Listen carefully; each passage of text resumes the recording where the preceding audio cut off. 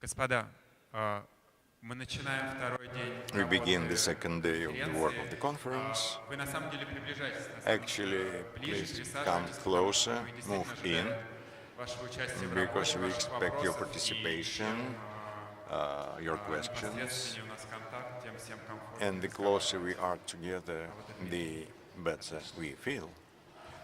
The more comfortable we feel. Now all our speakers are и у нас present, есть все основания and we may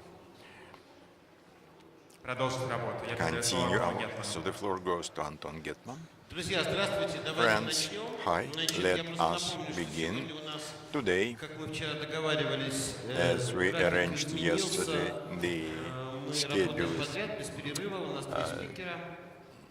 Последовательность We work выступлений on. We соответствует have three тому, что speakers указано в брошюре. in line with the Вот, brochure перерыва, который в schedule, брошюре предусмотрен, but да не будет. there is no Поэтому break. вот начнем, и подряд у нас три So спикера, и соответственно. we have three speakers on, and then we go to the final. Значит, начнет сегодняшний So нашу the сессию first session Мориц Лобек, is for Moritz Lobek, присоединился. Hi, who Moritz. joined us. Moritz, yes. No problem. Take your time. Мориц является куратором. Moritz is the curator of the well-known Vienna Festival. Написано, чтобы не тратить время в брошюре, я не буду It's all there in the brochure. I'm not going to read it. Вот, активно Again, работает so he is quite с active фестивалем and cooperate with Berlin Festival, Salzburg Festival. Очень интересно услышать. And it's very interesting to learn about the experience of these German festivals, German language festivals. Которые мы сегодня будем изучать. And we are going to study this experience today. Moritz, you're welcome. Moritz, you are welcome. Go ahead.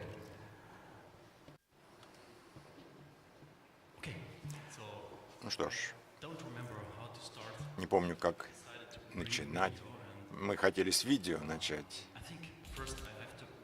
Ну, наверное, сначала представиться надо, или видео уже идет?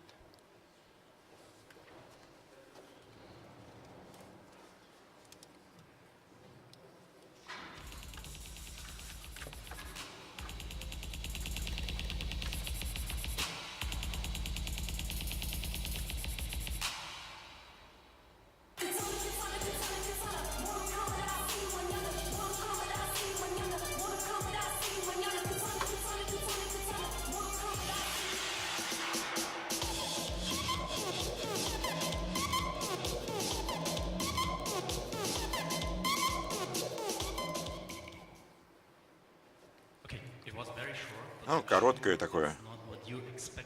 Вы, наверное, не это ожидали увидеть. И я начну говорить о фестивале нашем.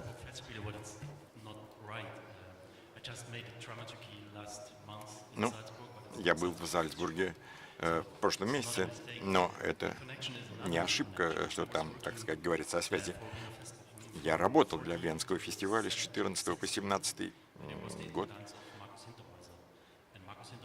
И Маркус Ройзен сейчас ведет Зальцбургский фестиваль, так что, конечно, между этими двумя фестивалями связь есть. Но это, наверное, хорошее введение к тому, о чем я хочу сегодня говорить по поводу Венского фестиваля, потому что я сижу тут рядом с моим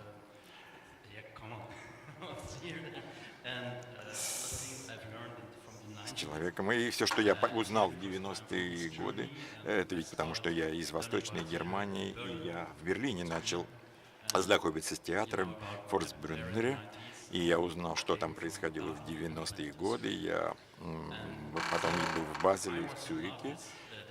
Я влюбился в этот фестиваль. До того, как я видел спектакль,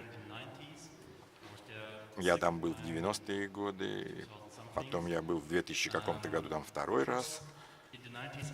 В 90-е я решил не заниматься искусством и театром, я занимался музыкологией. Потом я изучал психологию, потом занялся маркетингом, пиар, общественными какими-то связями. И в конце 2000-х годов, в 2006 году, мой друг подошел ко мне и сказал, что я директор театра, и я хочу заняться оперой. Ты знаешь, как работает опера, ты изучал фортепиано, и я таким образом приблизился к опере. В Штутгарте есть государственная опера, может быть,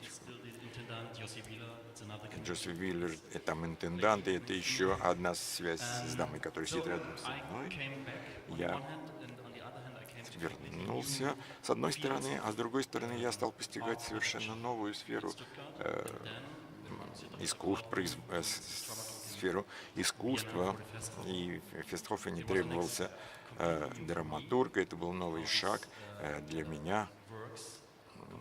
Я пытался понять, как это работает, как нужно общаться, контактировать с людьми. У меня было 3 года, но за эти 3 года я собрал достаточно информации, и я знаю, что происходило там в последние годы. И я, в общем, влюбился в этот фестиваль. А потом интендант этого фестиваля в 2016 году был заменен. Томас Сир Оверкин появился.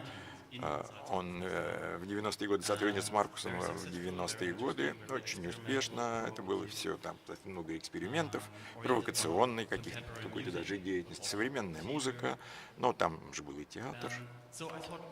И я думал, что этот человек мне поможет, наверное, для того, чтобы заняться новой деятельностью с этим фестивалем. Мы много разговаривали, может быть, не очень много, но разговаривали, нашли как-то общий язык.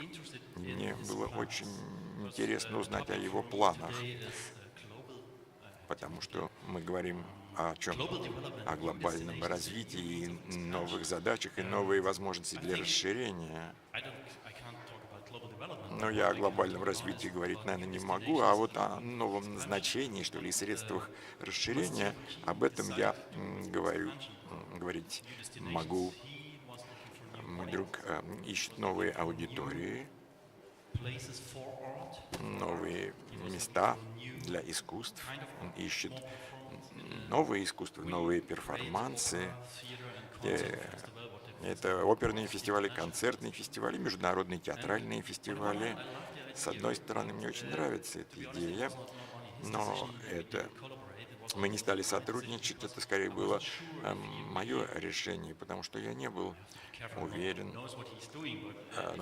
Я знаю, чем он занимается, но я думал, можно ли это объединить, вот эти вещи, потому что он представлял фестиваль, вот мы видели это видео, это фестиваль чрезвычайно успешным он стал за последние 10 лет, и, конечно, я восхищен тем, что он делает, но вот эту аудиторию перетащить в Вену, вот в чем была идея,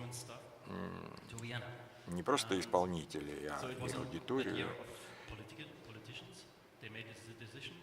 Но было принято такое политическое решение, положительное, и это было также решение Томаса, его это очень интересовало. И кто-то из вас, может быть, там был в прошлом году? Нет, никого не было? Никого не было. А второй вопрос. А в Вене кто-нибудь был на Венском фестивале? Раньше. Просто чтобы сориентироваться, я задаю этот вопрос. Ну, что там произошло там за последние 20 лет? Ну, наверное, вы знаете, что представляет собой Вена, естественно, и, соответственно, Венский фестиваль. Я только должен говорить, наверное, о дальнейших планах, о планах на будущее. Итак, что произошло? Молодая аудитория пришла на этот фестиваль, приехала на этот фестиваль. Это фестиваль такая клубная культура. Там была смесь и музейной деятельности, и перформанса, шоу такие были. И там было много чего интересного. Что-то там происходило прямо на улицах, в специальных зонах города, где театр, как правило, не существует, где-то по соседству. И вот такой фестиваль был очень успешен. Я не говорю сейчас о билетах, я говорю о том, как реагировала аудитория. Она хотела стать частью этого фестиваля. С самого начала люди приходили утром и до вечера были свидетелями этих перформансов, то есть люди активно участвовали.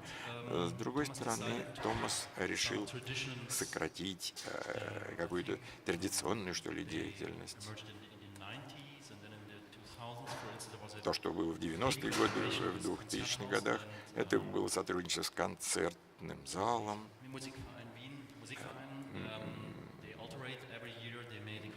Ну, концерты происходят в разных концертных залах, концерт-хаус, мюзик-холл. И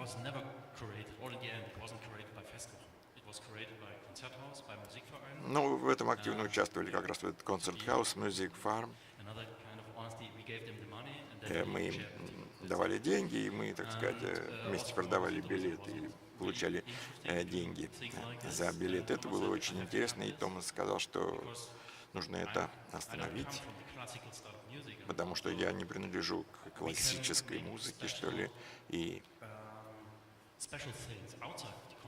нам нужно что-то делать за пределами концертного зала. Но мне было сказано, что планы уже на 5 лет сверстаны, и мы решили этого не делать. Еще, значит, говоря о международном театре, о международном копроизводстве, в сфере оперы было принято решение не заниматься театром на высоком уровне для этого фестиваля. А насчет новой оперу было решено сюда включить. Вот вы, наверное, слышали эти имена. И это было нечто совершенно новое, молодое и другая аудитория. Молодая аудитория приходила, которую вы обычно в Венской опере не встретите. И это был успешный фестиваль, я так думал. Но на самом деле пресса и пожилые люди, они на самом деле, им очень понравился этот фестиваль.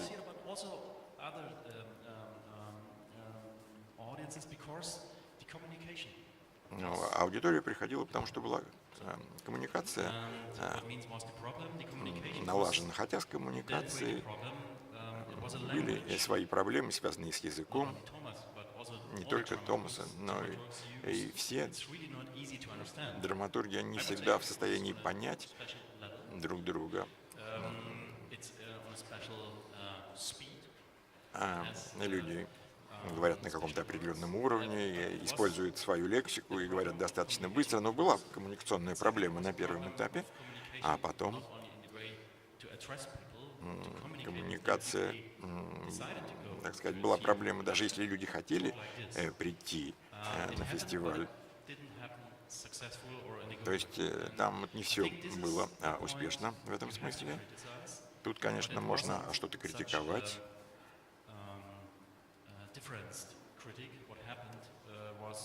Но что произошло в итоге?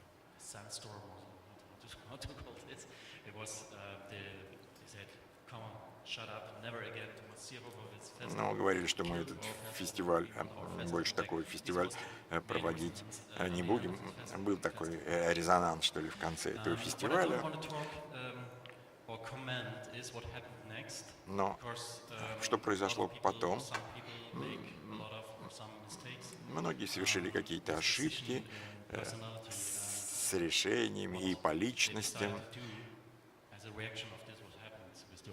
Но в качестве реакции на то, что произошло, аудитория не всегда была довольна, и меня попросили вернуться, потому что я на том фестивале не был, и меня пригласили стабилизировать ситуацию для следующего фестиваля. Вот нашли такого драматурга.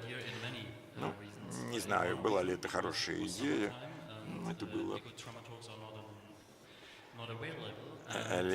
летом драматурги их просто они заняты, и потом уже было поздно готовить фестиваль на следующий год, только если...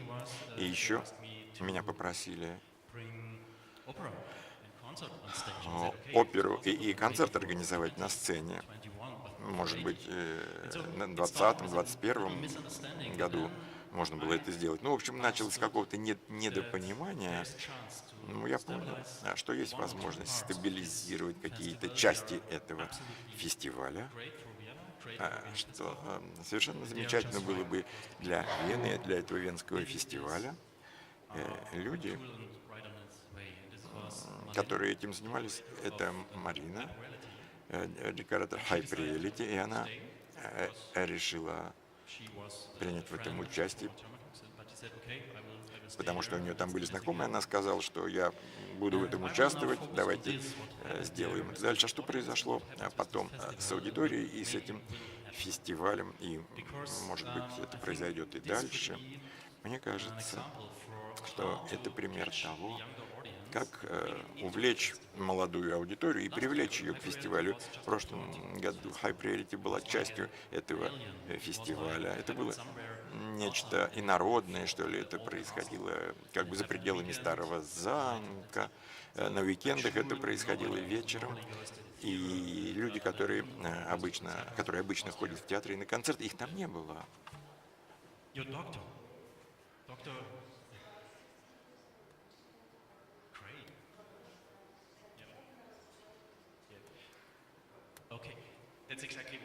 Да, на это я надеялся, и я, конечно, встретил много людей там, и венская аудитория мне очень понравилась. Это любопытные люди, открытые люди ко всему этому.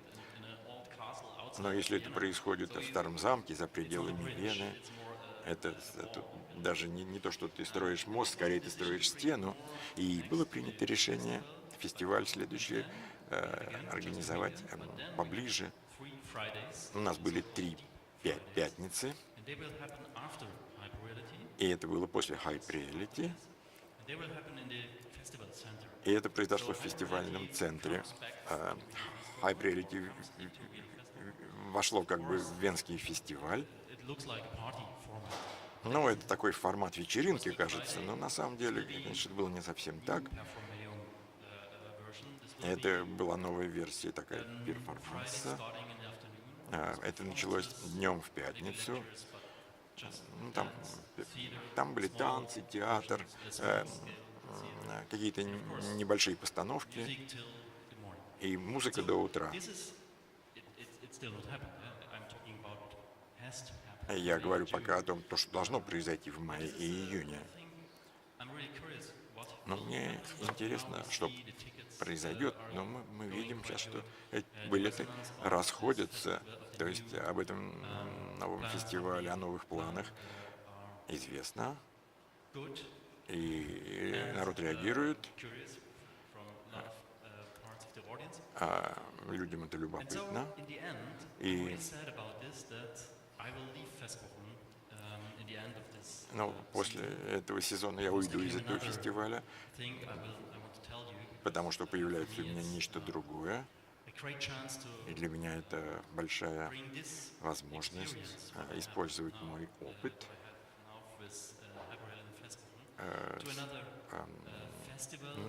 для другого фестиваля и театрального пространства.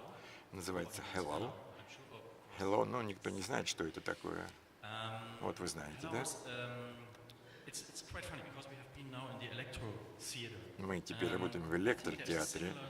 Мне кажется, что в Hello то же самое. Это было построено 100 лет назад. И кто-то, может быть, знает вас Аппия. Это он был архитектор сцены. Но вы, наверное, знаете Зальцмана. Он из России, он светом занимается. И мне кажется, именно это должно произойти теперь, потому что это начало, современного театра, то, что произошло в Hello еще в 20 веке.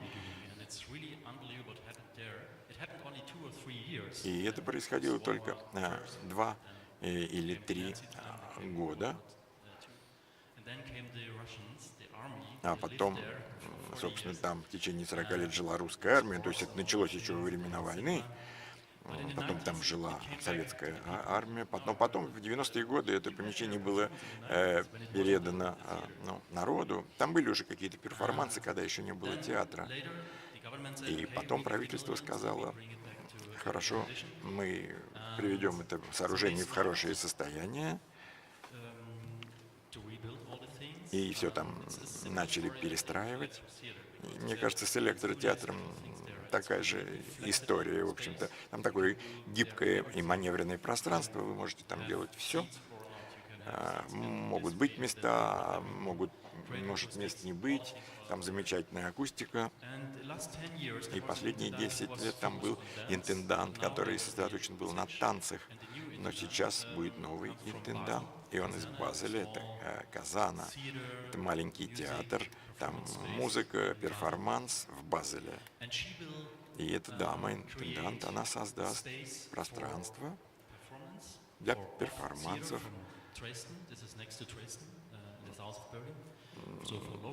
для такого театра за пределами театра, для местных исполнителей. Но там снова будут танцы, конечно, а потом мы вернем туда или приведем туда музыкальный театр. И этим буду заниматься я. И последнее время я пытаюсь сотрудничать как бы с собой в рамках Венского фестиваля и ищу себе помощника, потому что там у нас пока нет ансамбля, что ли, рабочей группы, нам нужно кого-то приглашать в Хиллау. И правительство говорит то же самое, что она говорила о Венском фестивале. Молодежь нужно привлекать. Пожилые люди из Дрездена, из Берлина приезжают, они смотрят танцевальные шоу. Есть компания Foresight, это франкфуртская танцевальная компания, она там работает. Есть был театр из Петербурга, он тоже там работал. То есть есть своя аудитория, но пожелание привлечь молодежь, молодую аудиторию. И это моя задача, вот организовать музыкальный театр и привлечь молодую аудиторию. Я, конечно, привлеку Hype Reality, и мне нужно сделать 3 фестиваля. Один — это Signed Art, это медийное искусство и новая музыка. Потом фестиваль такой еще маленький, музыкальный, формат камерная музыка, но тем не менее современная музыка. Потом побольше есть фестиваль современное искусство, как по форме, как Дона-Ишинг или Отрошаль, или Мерцмюзик в Берлине. Мы хотим вот этот уровень. Потом у нас есть фестиваль, связанный с клубной культурой. Я не знаю, как он будет назван пока. Вот, собственно, это я хотел вам сказать в качестве введения и о себе рассказать. И вот, значит, мы можем поговорить о новом расширении. Нам нужна новая аудитория. Конечно, интегрировать эту молодую аудиторию не так просто. И как бы ты хочешь просто, ты говоришь, что ты хочешь клубную культуру внести в этот фестиваль, но это не так просто, ведь это отражается и на содержании, ты должен что-то объединять, какие-то вещи будут сталкиваться, какие-то вещи будут контрастировать, но, конечно, игнорировать это никак нельзя, это важно с точки зрения коммуникации. Ну, наверное, я могу уже и остановиться и передать микрофон тому, кто хочет им воспользоваться. Мне показалось интересным Венский фестиваль в прошлом году. Мне показалось очень интересным с точки зрения коммуникации. И мы говорили о социальной медии. Мне показалось вот что интересным. Я была в Вене в это время. И, в общем, пресса обрушилась на этот фестиваль. Но мне показалось интересным, что это тут было нечто буржуазное, что ли. Вот, очень сильно набросились на этот фестиваль зрители. Было тут нечто такое постколониальное, что ли, в этой реакции. Но, тем не менее, молодая аудитория ходила на клубный формат. Ей было интересно то, что привезли из Соединенных Штатов, из Африки. Там были какие-то антироссийские вопросы. Люди общались между собой через Facebook. Но это аудитория, которая была заинтересована в чем-то новом. А вот у нее не было связи с печатной прессой, и мне показалось это очень интересным. То есть я разговаривал с журналистами в Вене, и я говорил, вот неужели никому не интересно это новое развитие?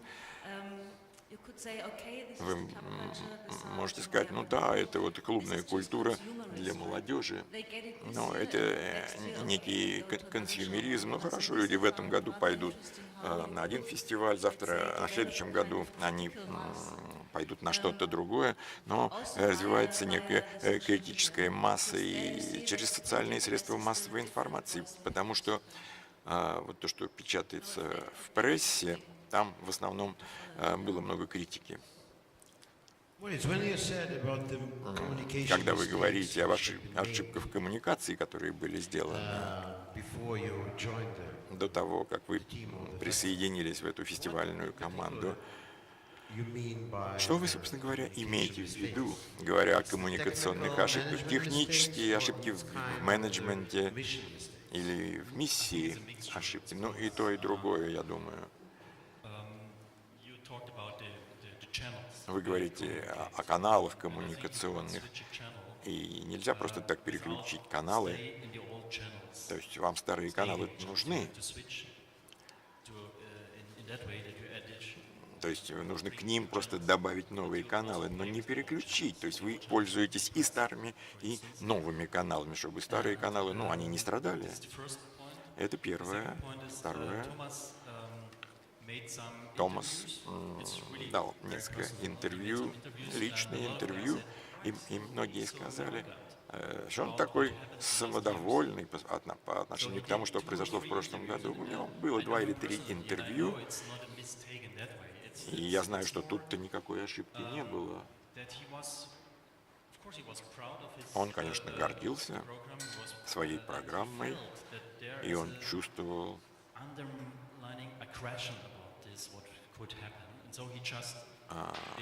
что тут какие-то конфликты есть.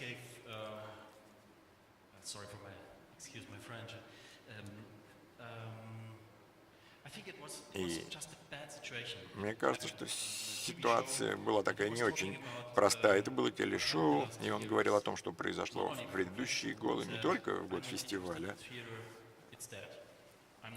Он говорил, что меня не интересует театр, меня не интересует опера. Да, но это опасно, так сказать. Конечно, опасно говорить такие вещи на телешоу. И он потом просит, чтобы это не публиковали, но это было напечатано. Вот какого рода ошибки были совершены. Я понимаю, что он хотел сказать. Он говорил, что он хочет добиться того-то и того-то. Ему нужны театральные шоу из Германии. Не знаю почему, но это важно.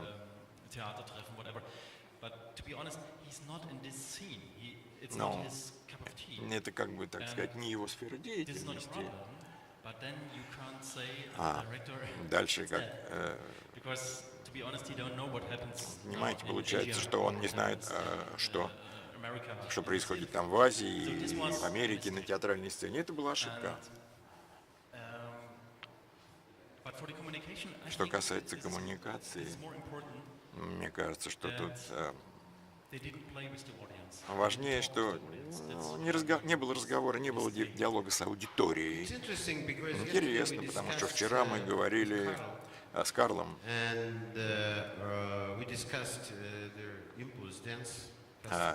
фестиваль Impulstanz, и было сказано, что там как раз был свежий ветер, что ли, в конце 80-х и начале 90-х, и консервативный город. Вена ведь в конце консервативный город, такой, так сказать, с таким академическим подходом. Но, тем не менее, там был очень успешный танцевальный фестиваль для совершенно другой аудитории. А сейчас вы нам говорите совершенно другую историю, нам рассказываете. Означает ли? Так вот, только технические ошибки были в коммуникации. Какие-то, может быть, идеи не были внятно переданы в средства массовой информации или в общество по поводу программы. Или, может быть, время было не то для того, чтобы эту клубную культуру продвигать. Да я думаю, что вы правы. Вопрос времени тоже чрезвычайно важен. Не только вопрос коммуникации, и важно качество программы. Какая-то часть программы была неудачной. Потому что, может быть, она не совсем соответствовала уровню фестиваля, но все, кто работает на фестивалях, знают, что такие вещи вполне возможны. Вы создаете какие-то перформансы, вы разработаете свою программу, а потом что-то не удается. Но, может быть, время было не совсем хорошо подобрано. Вот я вам говорил о скорости переключения с одного канала на другой, от старой аудитории к новой аудитории. Я вступлю немножко. Это связано с вчерашней дискуссией. Были совершены принципиальные ошибки, были какие-то противоречивые месседжи, посланный. Томас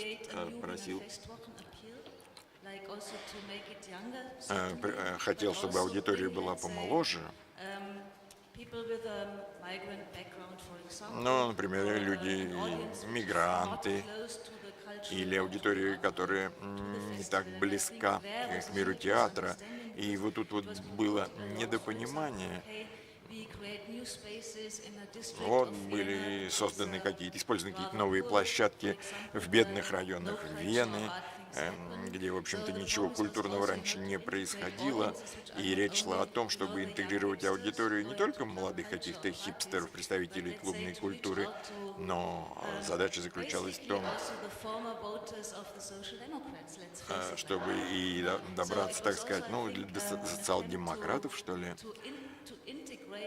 Была попытка предпринята интегрировать общество или реинтегрировать его. И не было программы для такой целевой аудитории. И это было одной из причин того, почему пресса выступила так, как она выступила. Ну почему там какая-то турецкая матушка пойдет вот на такое странное представление. Поэтому вот видите, с самого начала были посланы не те месседжи. А считаете ли вы, что реалистично? Давайте так скажем, реалистично ли фокусировать аудиторию, имея в виду историю фестиваля, его место, подготовку программы этого фестиваля в течение целого ряда лет. И вот сейчас, может быть, есть смысл перефокусировать программу и привлечь внимание нового поколения, новой аудитории. Считаете ли вы, что можно сделать это за 1 или 2 года? Если мы говорим с учетом истории фестиваля, ну, мы это и делали для 2018 года. Мы ввели какие-то имена, театры, два молодых интересных режиссера Хейзенвонтен и Сузан Кеннеди, которые раньше никогда не были на Венском фестивале. Но это было очень важно, то, что сделал Томас. И это в традиции Венского фестиваля привлекать молодых режиссеров, у которых есть свой язык, у которых своя эстетика, вот их привлекать в театр, на большие театральные сцены, в Вене, в частности. Это, во-первых. А во-вторых, у нас была музыка внутри, у нас был The Winterreiser Montreux Show, может быть, кто-то видел это. Это очень хорошо было. Мы хорошо сделали, что пригласили этих людей. Вы видели, наверное, Маркуса Шинтераза из Кембриджа. И это все совершенно новое, совершенно другое. Я не вижу тут большого противоречия. Это как бы новая краска, вот так как я это понимаю. Есть многое, что было сделано совсем неплохо в рамках второго этапа. Что мы можем сделать теперь с учетом реакции, которая имела место. Я хочу привлечь Hyper Reality, и, соответственно, будет новая аудитория, и таковы будут и планы на 20 и 21 год. Томас ищет серьезное сотрудничество и в театре, и в опере, и в концертной деятельности. Я говорил об ошибках, но мне не очень нравится это слово, потому что ошибки-то нельзя обойтись без ошибок. Как вы узнаете реакцию аудитории? Ну, это не ошибки, это опыт скорее. Но важно об этом сказать, потому что вам важно, если что-то аудитории не нравится, вы должны как-то реагировать.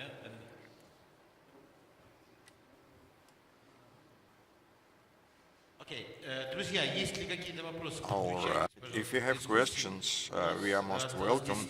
We have 10 minutes for this session, На эту часть нашей for this сессии. part of our session. Do you have questions?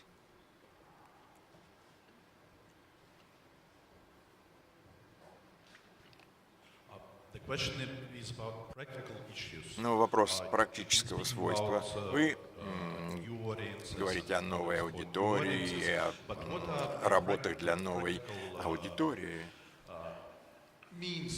Но как практически пригласить эту новую аудиторию? Вы проводили какие-то исследования в этом направлении? Работали ли вы как-то с местной субкультурой? Как, может быть, вы пользуетесь аналитикой Фейсбука?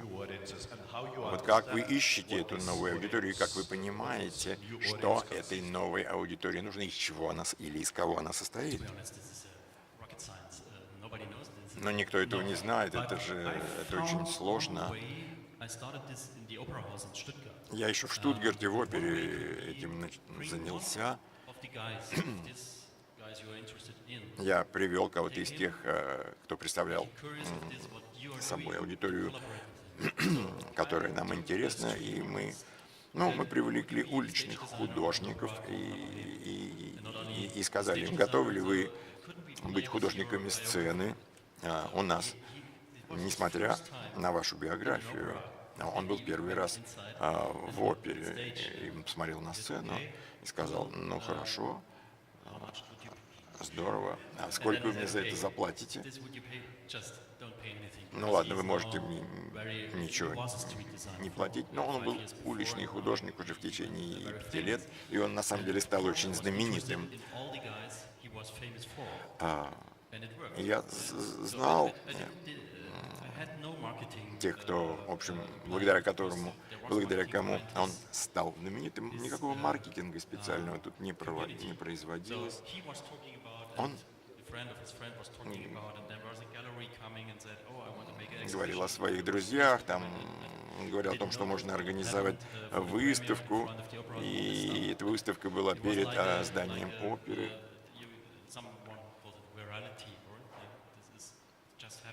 Но просто это происходит, потому что это происходит. Это, ну, видите, мы контактируем с этими людьми, мы сотрудничаем с ними. Но нельзя сказать, что мы их используем, мы с ними просто сотрудничаем. То есть, если вот так вот их пригласить и попросить их что-то сделать там, для нас за деньги, это ничего не даст. Но мы сотрудничали с этими людьми, и, конечно, возникали какие-то ошибки, но, тем не менее, какое-то прогрессивное движение было. Это один из путей работать с этими людьми. Sorry, guys means guys. We had an interesting situation. У нас We were in electro theater. Мы были в электротеатр, They introduced the composers. и там нам представили композитора. Там было человек, наверное, 8, ну, может быть, 6 этих композиторов. Там были все мужчины, женщин не было. И вот Hype Reality, основная идея заключается в том, чтобы женщины появились на этой сцене. Не нужно быть для этого никаким феминистом. Ну, просто это нужно сделать, это нужно сделать. Это произошло с моим первым фестивалем в Хэллоу. Потом я сказал, у меня есть женщины-композиторы, у меня есть певцы, то есть певицы, и есть оркестр, который в большой степени состоит из женщин. И таким образом ты тоже как бы подключаешься к новому сообществу, где работают женщины, и они появляются на сцене.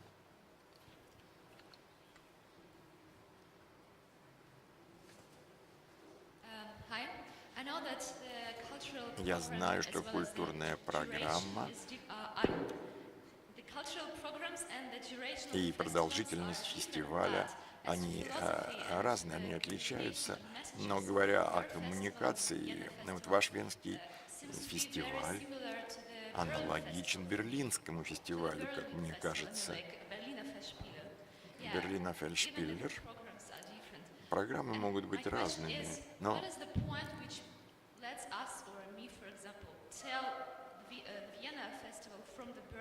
как я могу отличить Венский фестиваль от Берлинского? Вот мой вопрос. Что здесь разного?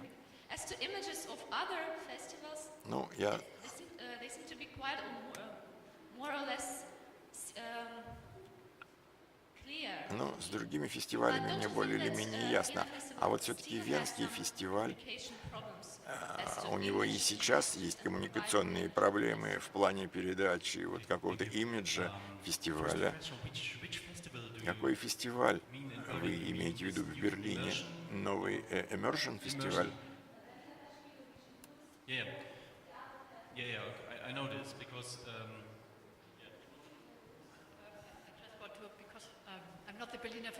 Но я живу в Берлине, я к этому фестивалю отношения не имею.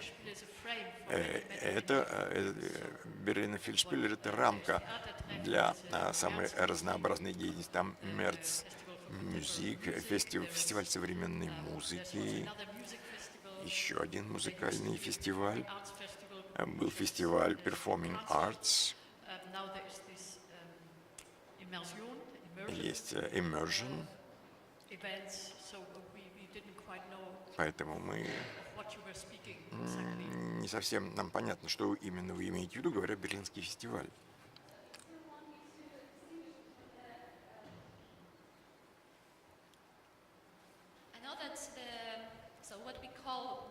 Но есть Берлинский фестиваль, и он, там есть разные сферы, и там театр, музыка, джаз, разные направления. Но я имею в виду вот что. Сам фестиваль в целом, вот имидж фестиваля, вот Берлинер Фестспиллер, для меня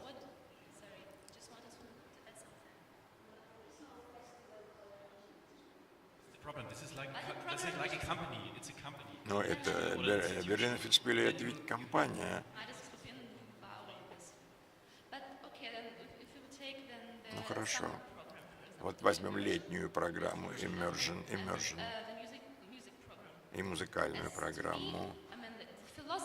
Мне кажется, что философия этого фестиваля аналогична философии Венского фестиваля. А в чем разница? Я не говорю о культурной программе, я говорю скорее о подходе к тому, что ты хочешь сказать аудитории. По-моему, тут вот месседж одинаковый и в том, и в другом случае.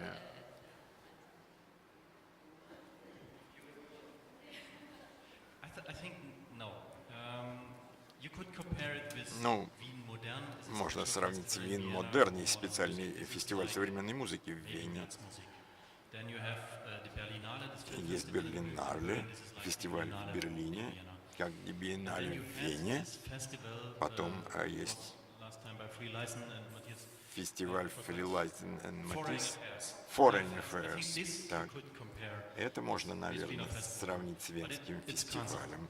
Но его уже больше нет. История Венского фестиваля уникальна, потому что он для венцев, для Австрии и для мира.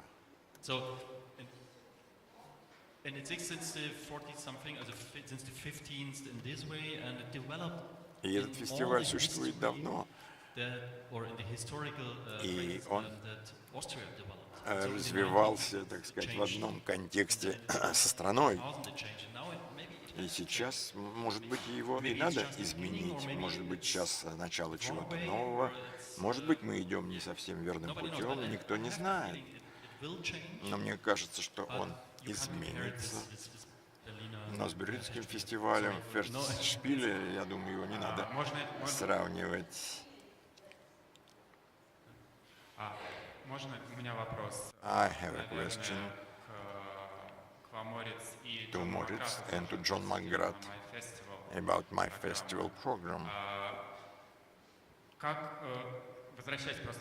Getting back to the talk about how to look for new audience, you both mentioned the way of establishing cooperation or collaboration. You make some general projects with certain pieces of community, with certain groups of people, and this raises a problem of social or psychological nature, because for a Russian conscience, a big festival is the customer, and he can order you the job and pay for it. Do you have this kind of program when you organize initiatives like my festival? Or when you establish the forms of collaboration, which, well, you establish with different groups, are they ready to work for free, or they demand some budget, whether this budget is big or not, and how to make arrangement with such people? Да, спасибо. Я практически все понял. Вы говорите о сотрудничестве, но для аудитории. Я говорил с концерт-хаус и с музик-фарайн. Это было сотрудничество такого рода. То есть вы отвечаете за аудиторию, а мы приносим программу. И вот такого рода сотрудничество. Мы работаем на вашу аудиторию. Да? Я думаю, что мы это сделаем. Мы хотим это сделать. Но пока у нас нет проекта как такового.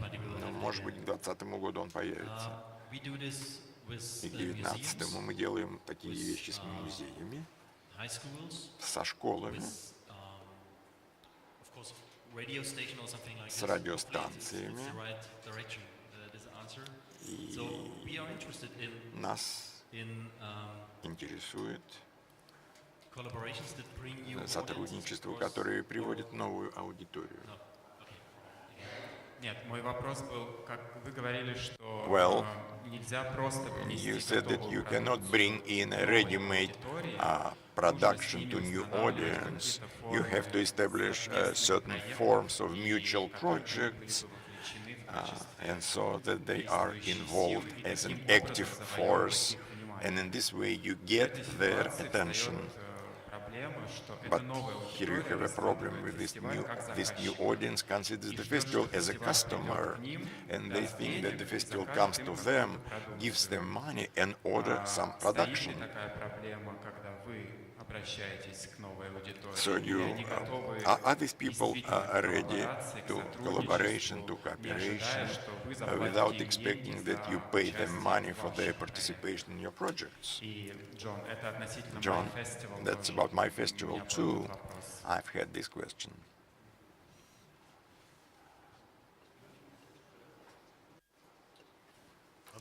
I didn't quite understand the use of the word customer. Ну вот насчет клиент и заказчик. Вопрос customer, это кто?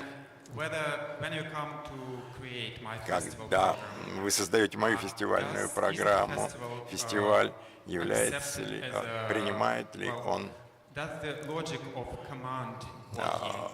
работает ли логика командования, или вы сотрудничаете, люди работают за бесплатно, или они рассчитывают на бюджет, и они требуют, ждут какие-то услуги, или вы работаете с ними просто как партнеры.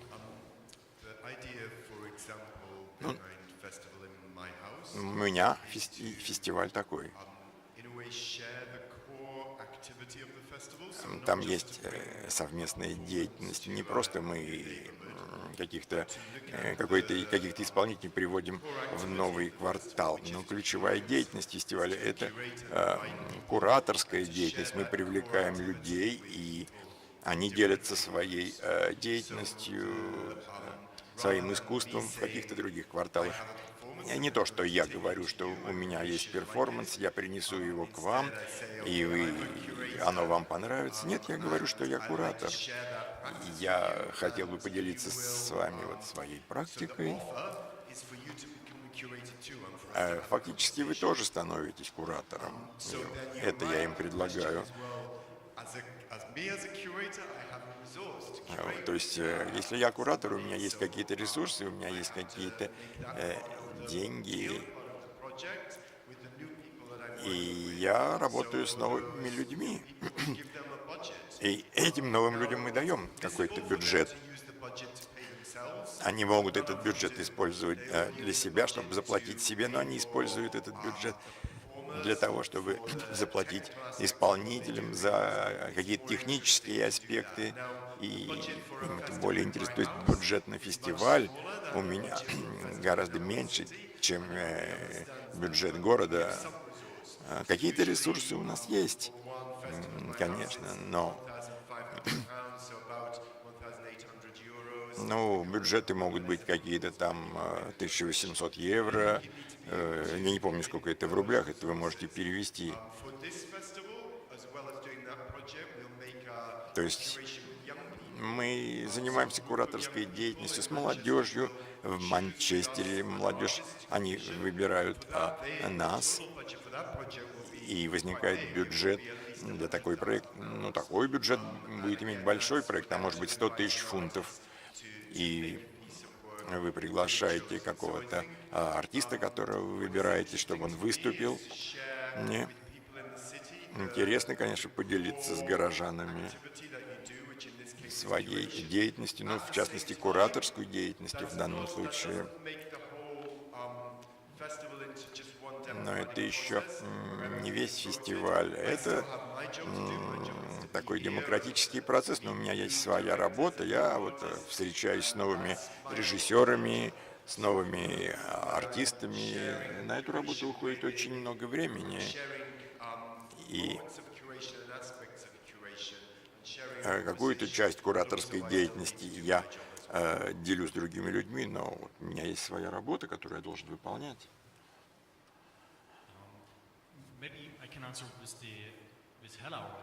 Но я, например, Hello сделаю. Там у нас есть план. Мы просто отдаем пространство художникам или группам, и они там создают то, что они хотят. Это специальный формат, мы называем его виньяхт. это название трамвайной остановки.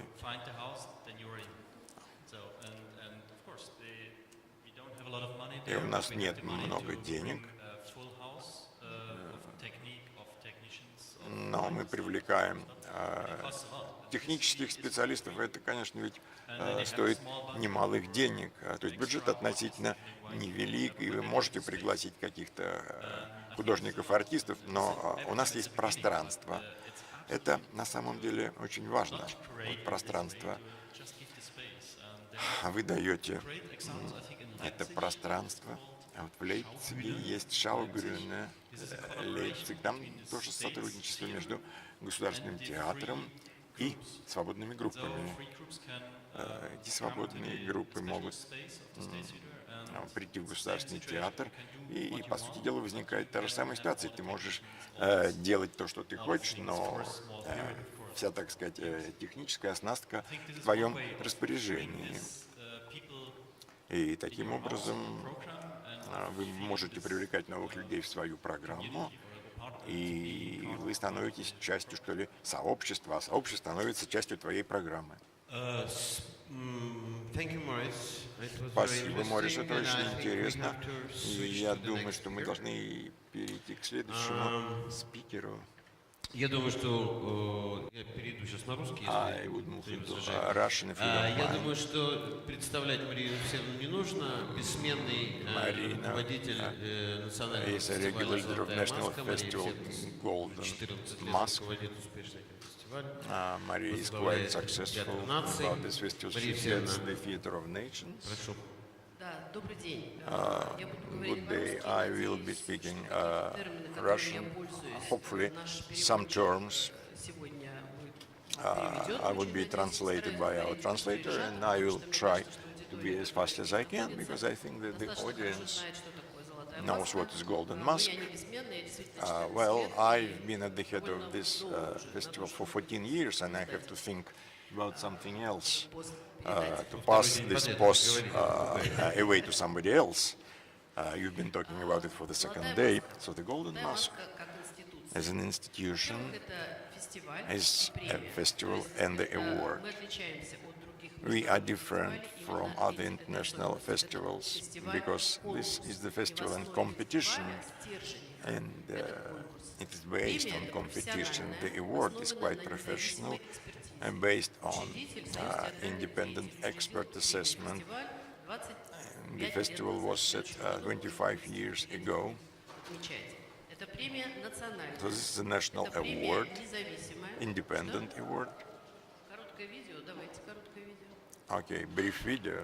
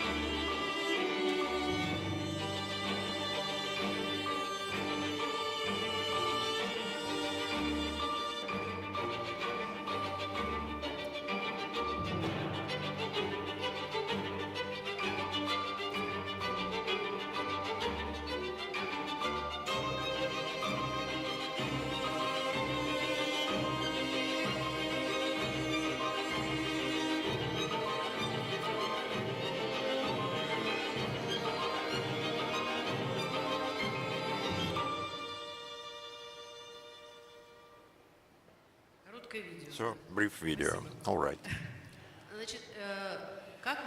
So, how we work? Russia is a big country, geographically speaking. It is 1/8 part of the land, In Russia, we have about 1,000 theaters of different forms, regional, federal, municipal, private, independent. These theaters produce 4,000–5,000 premieres a year. So our mask, well, asks theater to apply for the play. They would like to be seen by expert group to be selected for the mask program. 5,000 is too much, of course, and theaters understand that 4 or 5 premieres a year, well, not all of them are quite successful. Some of the plays are made just to engage the troupe. So anyway, 2 expert councils on drama and on music. It's about 12 persons in one and in another. So they watch about 900, 1,000 plays a year. But from Moscow to Novosibirsk or to Yakutia, the ticket is much more than from Moscow to Berlin. So theaters which are far away in Siberia, Urals, Far East, send video to us, or CD discs to us, for our experts to see the play. It should be filmed from one point, how a viewer sees it without any editing. And if the experts think that it is interesting, we send them there. The cost of 2 expert councils is about 24 million rubles. 10 million is given to us by the Ministry of Culture. The rest is taken by hooks and crooks, so to say, because nobody wants to give money for the festivals. So these critics, theater specialists, music specialists, who watch all these plays, performances, and so on in different genres, in ballet, drama, opera, all right. So in expert council for these 24 years, we've had 162 persons. Some of them worked for 2 times, some of them worked for 5 times. The rotation is every 2 years. If you work in this expert council, you cannot work there for next 2 years. In case of music, it's once every 5 years, because the number of specialists is smaller. So out of all these plays, experts choose this year 72 plays out of 22 regions of the country and 240 nominants. That's pretty many. Expert councils take long lists, about 100 plays. The most interesting plays of this season, which may be added well as a part of the interesting landscape of theater Russia. And then jurors start working, and that's specialists who deal with theater, actors, directors, choreographers, conductors, and so on, about 15 or 17 persons. And in Moscow, they watch what was selected at the venues which we hire.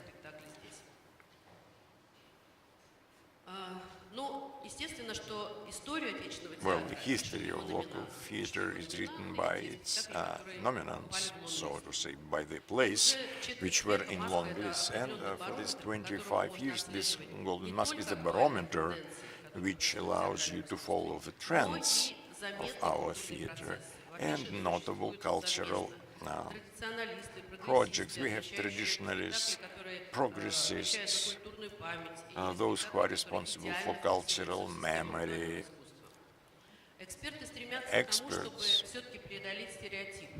try to do away with stereotypes. For instance, this program is against the notion that modern art is only in Moscow or in St. Petersburg. No, there are modern plays in small towns. The Golden Mask was not originally as a vanity fair, but it's a place to study our theater landscapes. So from Moscow to Yakutsk and to Far East to Kazan, all this brought into Moscow, and there are 236 plays, including out-of-competition programs.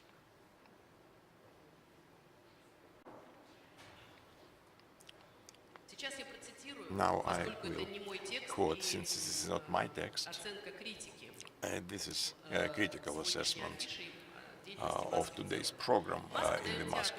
This must give the theater the chance to be a civil forum. You equalize small troops with big troops, like Bolshoi Theater and Moscow Art City. It consolidates the space of modern art. This is the theater context, and that's the main achievement of this Golden Mask. Next to the competition program, which I just mentioned, with experts, and where there are rigorous criteria, we have out-of-competition programs. For instance, out-of-competition Maska Plus, Children's Weekend, Russian Case. It's a very important international program which will start on March 29, and it goes on for 5 days usually, and we receive our foreign colleagues from 30 countries and about 80-90 producers, theater directors, dramatists, and so on. So they come to watch the Russian modern theater and choose something for their own program. So all the programs which we do is all the work of our experts.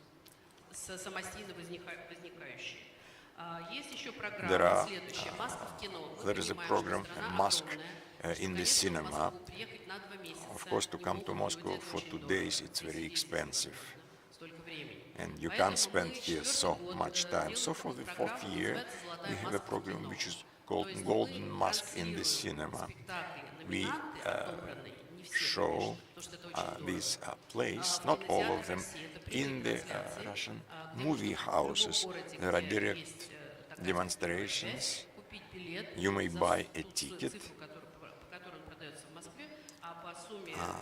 which is very cheap, like a ticket to the cinema, and you may see direct transmission in other towns. These are transmissions right from the theater, or broadcasting right from the theater. You are kind of in a theater. You see the audience, and well, interviews are taken in the break. You talk to directors and to actors. So this year, for the first time, we set a program of Golden Mask online in Yandex. And in Yandex you may see new plays, Governor by Andrei Moguchi, King Lear from small Novokuybышevsk theater, but Mask in the cinema, it's quite limited, of course. But Ivanov, for instance, from the Theater of Nations, would be shown in movie houses. Well, these programs, generally speaking, are quite expensive, but we are still going to do it. Maska Plus, another program, is a dialogue between our curators and audience. The plays are discussed after the show, and you may participate and you may argue with a scriptwriter, playwright, a director, and so on. The Maska Plus is a theater that takes risks, regardless of whether it is staged in a small town, in big town like Khabarovsk, or at some independent venue. Directors' laboratories are very popular now, and they grow in these laboratories new context for the theater. Children's Weekend. Well, we've been talking about new audiences. Well, teenagers are very important. Now, our children's theater is not using the modern dramaturgy, it doesn't use modern prose, modern children's prose, and theaters together with publishing houses may show plays specifically built on teenagers' plays, and discussions was very energetic, so to say. We hope that this would give an impetus to our children's theater. The program we've been discussing now is quite professional. It's pretty narrow anyway, and we can't find money for it because nobody is interested in professional education for us. Our topics are modern dance, vocals, visual theater. We work with young theater critics because we are afraid that this profession may disappear. You know what happens with printed media. It's disappearing, and we have a program which we demonstrate through Yandex. The work with the theater audience is extremely important. Well, in case of our discussion, we were assisted by Gёte-Institute, British Council, and Aksionov Foundation, and French institution. In April 15, we are going to hold the ceremony of awards. So, two sets of jurors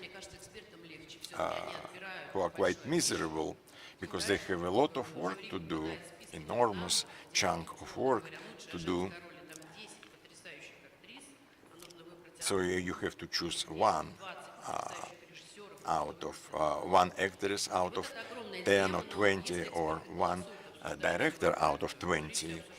But if everything is discussed openly, but it is voted in secret, so on April 15 we shall find out the results in different nominations. Now, budget. Financing.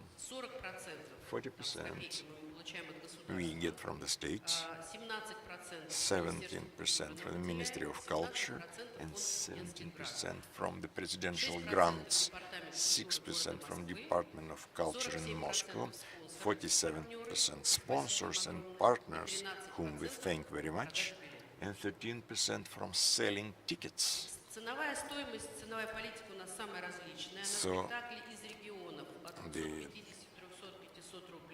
So the costs, prices may be different from 200 to 2,000. Depends on the popularity of the theater. And for instance, a small theater from Novokuybышевsk with Denis Bakuradze, and now it's very difficult to buy tickets for them. Plays by Dodin, where Theodor Kurenzis is a conductor, a big drama theater. Well, we have to increase prices. Otherwise, speculators would buy all the tickets. But usually we don't sell more than 2 tickets to one person.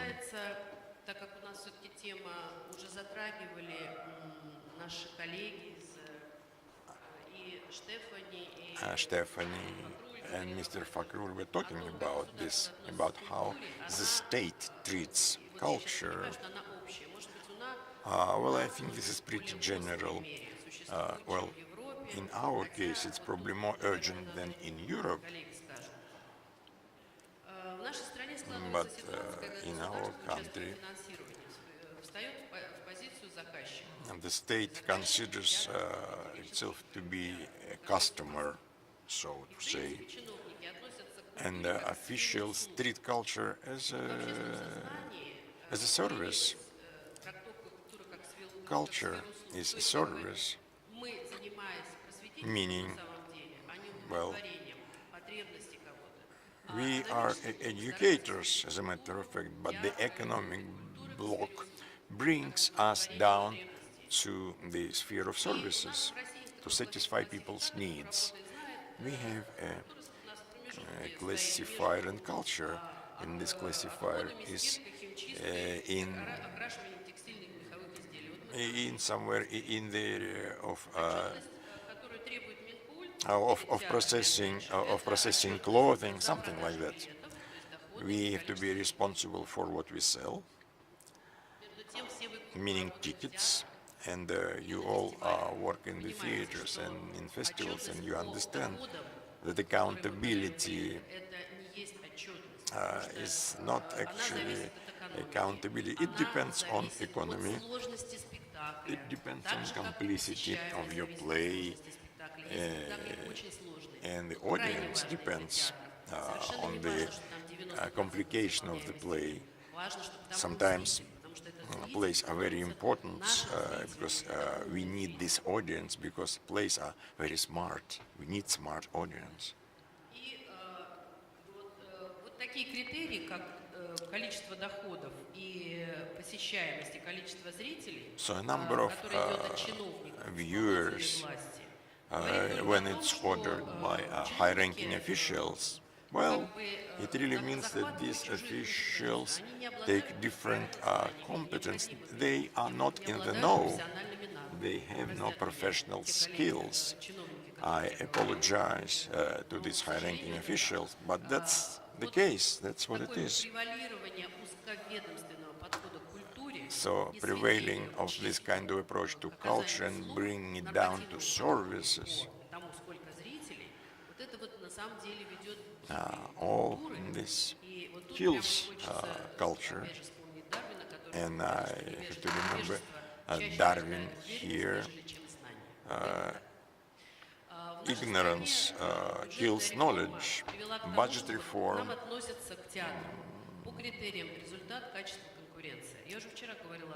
well, means a lot for our quality and competition, but competition cannot take place in culture.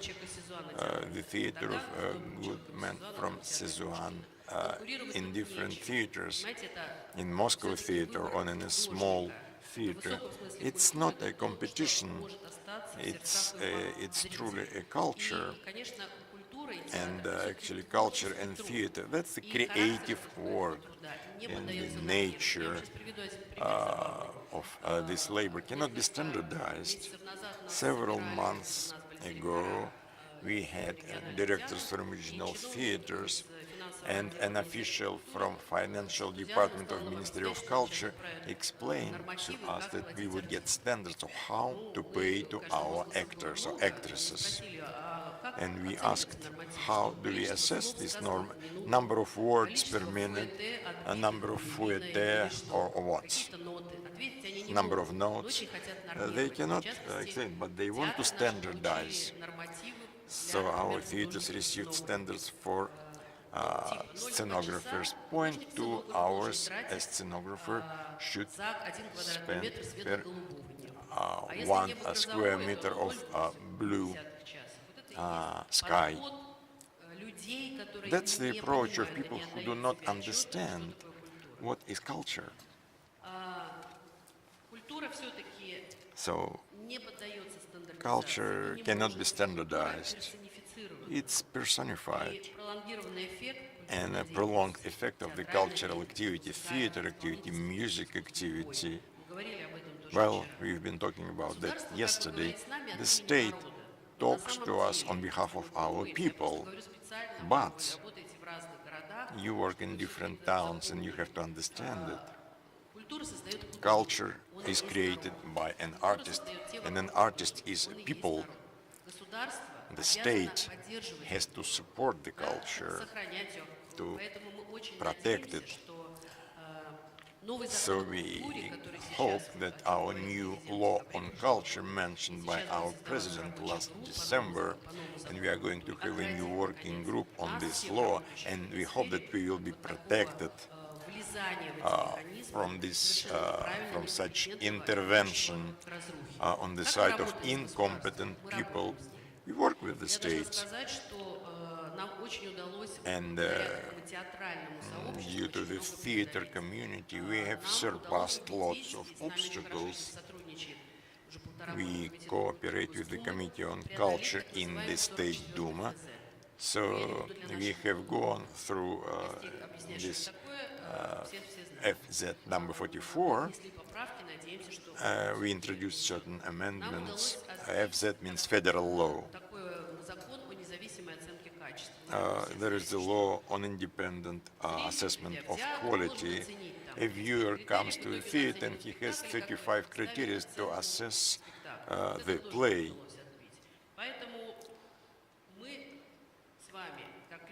So, as people who work in different spheres, we have to work with the state. We have to explain to these people who do not know what theater is about, what culture is about. And they're not to blame that they don't know it. Now let's get back to our mask.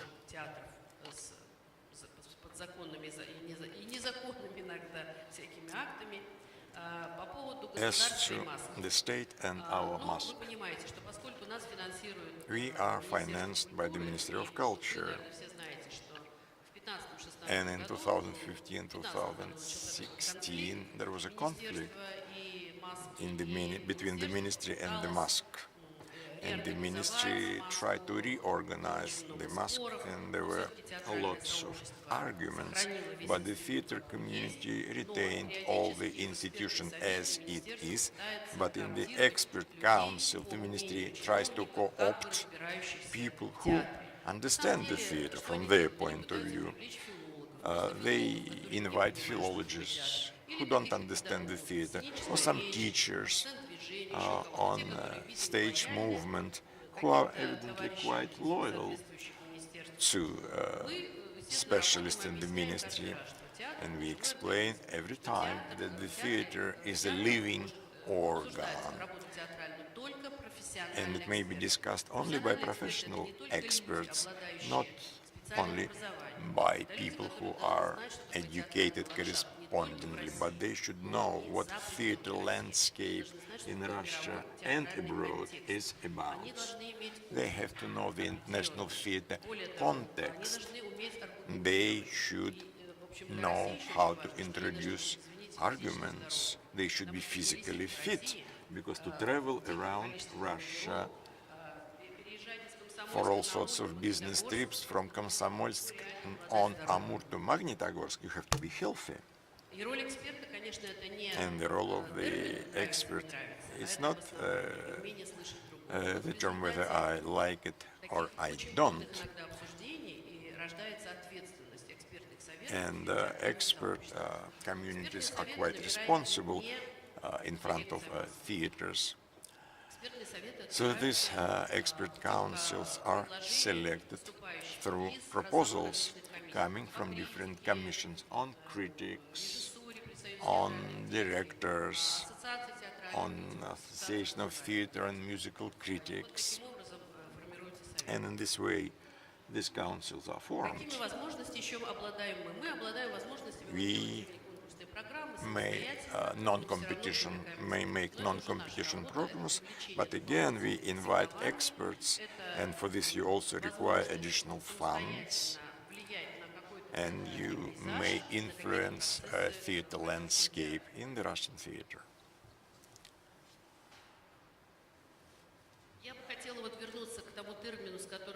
Let us get back to our yesterday's term about business. Stephanie was saying yesterday, and she is right, that she's in saying that theater and festival, it's not a business.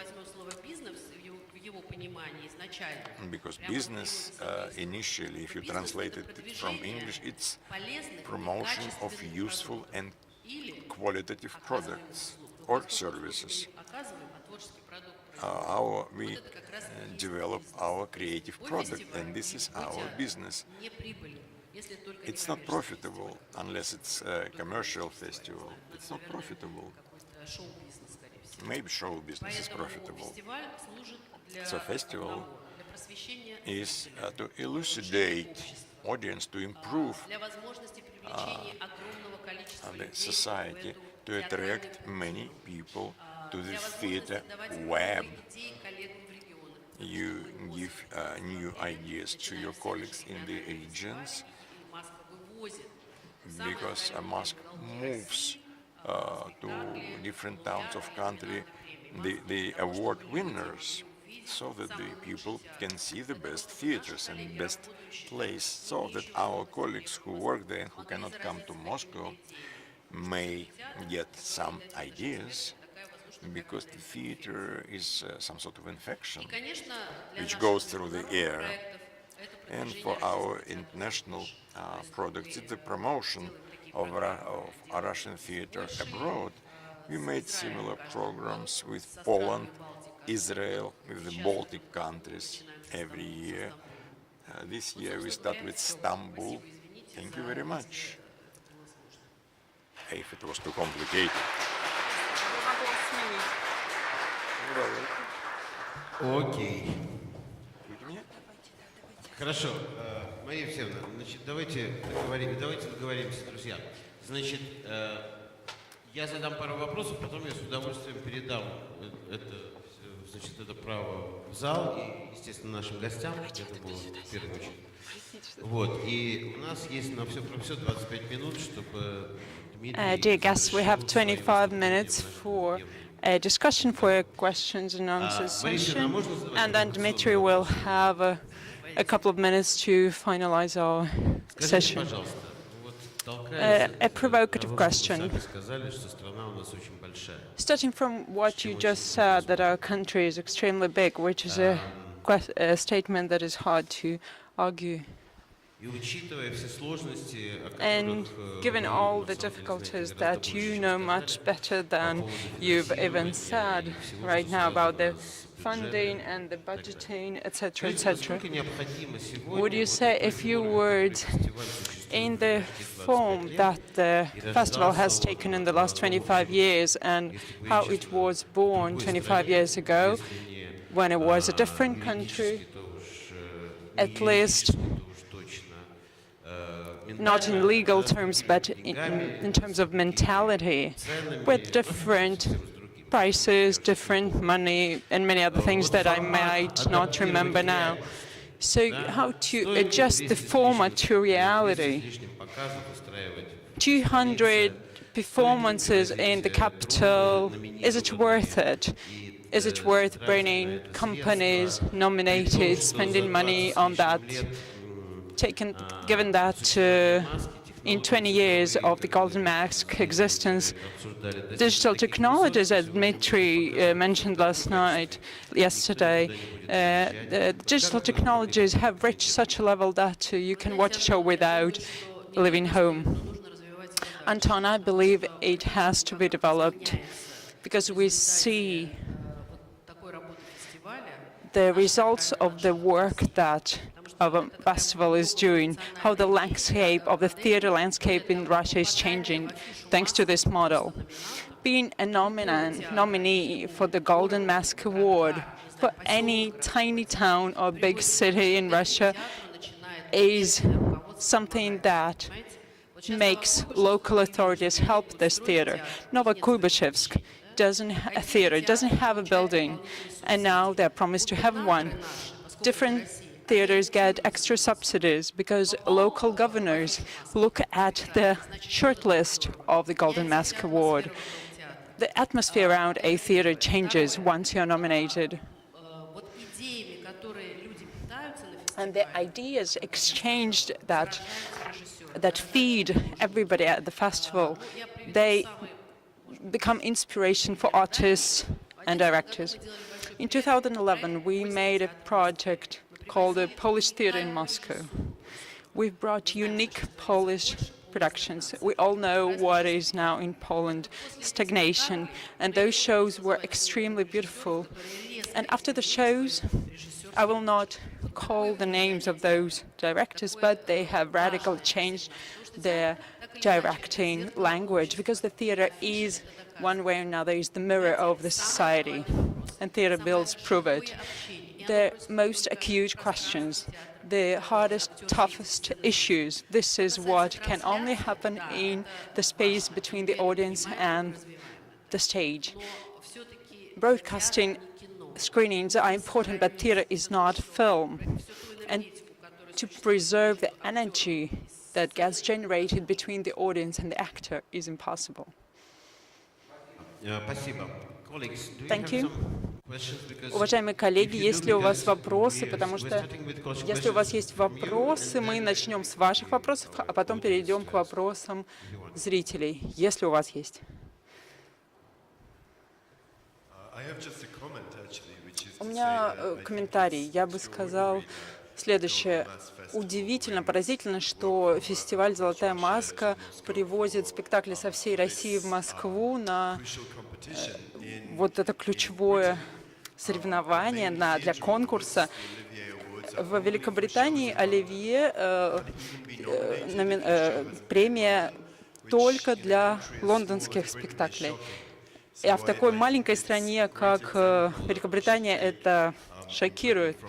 Мне кажется, мы должны брать пример с России в Великобритании. Конечно, в Германии немного иначе, и мне интересно наблюдать, что у нас спектакль из шоу-бину, который номинирован на премию Треффен, но мы не можем номинировать немецкие спектакли на премию «Оливье». Может быть, мы должны поставить спектакль в Манчестере, который будет номинирован на «Золотую маску». Это случится раньше, чем мы получим номинацию на премию «Оливье». Поэтому в Великобритании у нас слишком централизованная система. Все вертится вокруг Лондона. И если в вашей стране, в такой огромной стране, спектакли привозятся в Москву и получают премии, мы должны в нашей маленькой стране стремиться к вашему примеру. Я уверен, что цифровое — это очень важный аспект, но очень важно привозить спектакли в одну точку, и это влияет совершенно особенным образом на реальность. И мне кажется, это очень важным. И я уверен, что цифровые технологии могут быть дополнительным инструментом, но только дополнительным. И я поздравляю «Золотую маску» за то, что с тем, что она организует такие глобальные мероприятия. Еще один практический вопрос. Если вы как курируете все, что происходит в России, вы отбираете, отсматриваете все, что происходит в России, а потом делаете отбор и показываете спектакли в рамках Russian Case для иностранцев. Какими критериями вы руководствуетесь при отборе программы Russian Case? It's the same thing. Curators for the Russian Case program are the critics that are very well familiar with the international context. They're not the same people who select program for the competition. They choose other type of performances, maybe not what's interesting for the competition, but also what's special for you. Maybe recent premieres, very recent premieres, or some theater that is particularly vital and interesting for you in your countries. So for our guests, we always give them questionnaires because we want to hear their feedback. We give them questions because we want to improve our program. Because for us, like for any institution, like institution of French culture, the work with international participants is very important. Though the theater is repertory theater, unlike in Europe, we preserve the traditions and we want to develop them, traditions of psychological theater, complementing them with more contemporary theater, and that is important to us.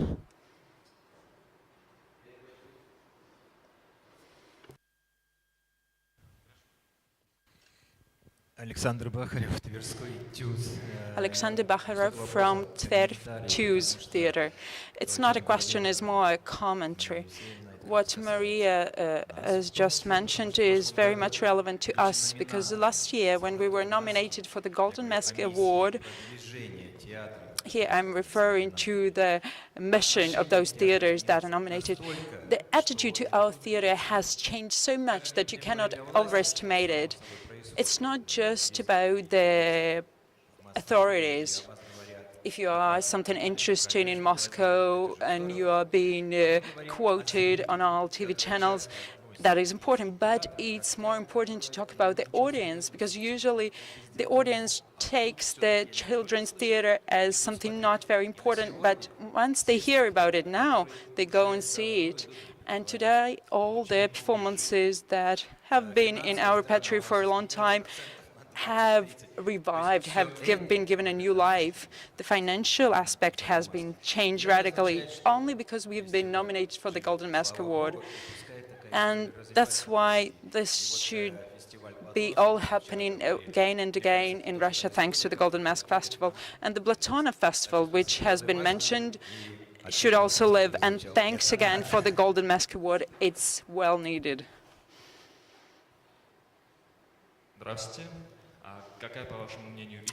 Hello, what's your perfect or close to perfect model of relationship between the authorities and culture?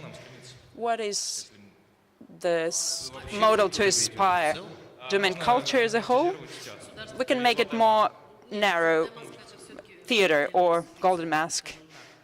Golden Mask is an institution, but if we talk about the relationship between the state and the culture, the state has to support the culture according to the Constitution, not interfering in the repertory politics of a theater. Recently, we've gathered together in the Theatre Union of Russia.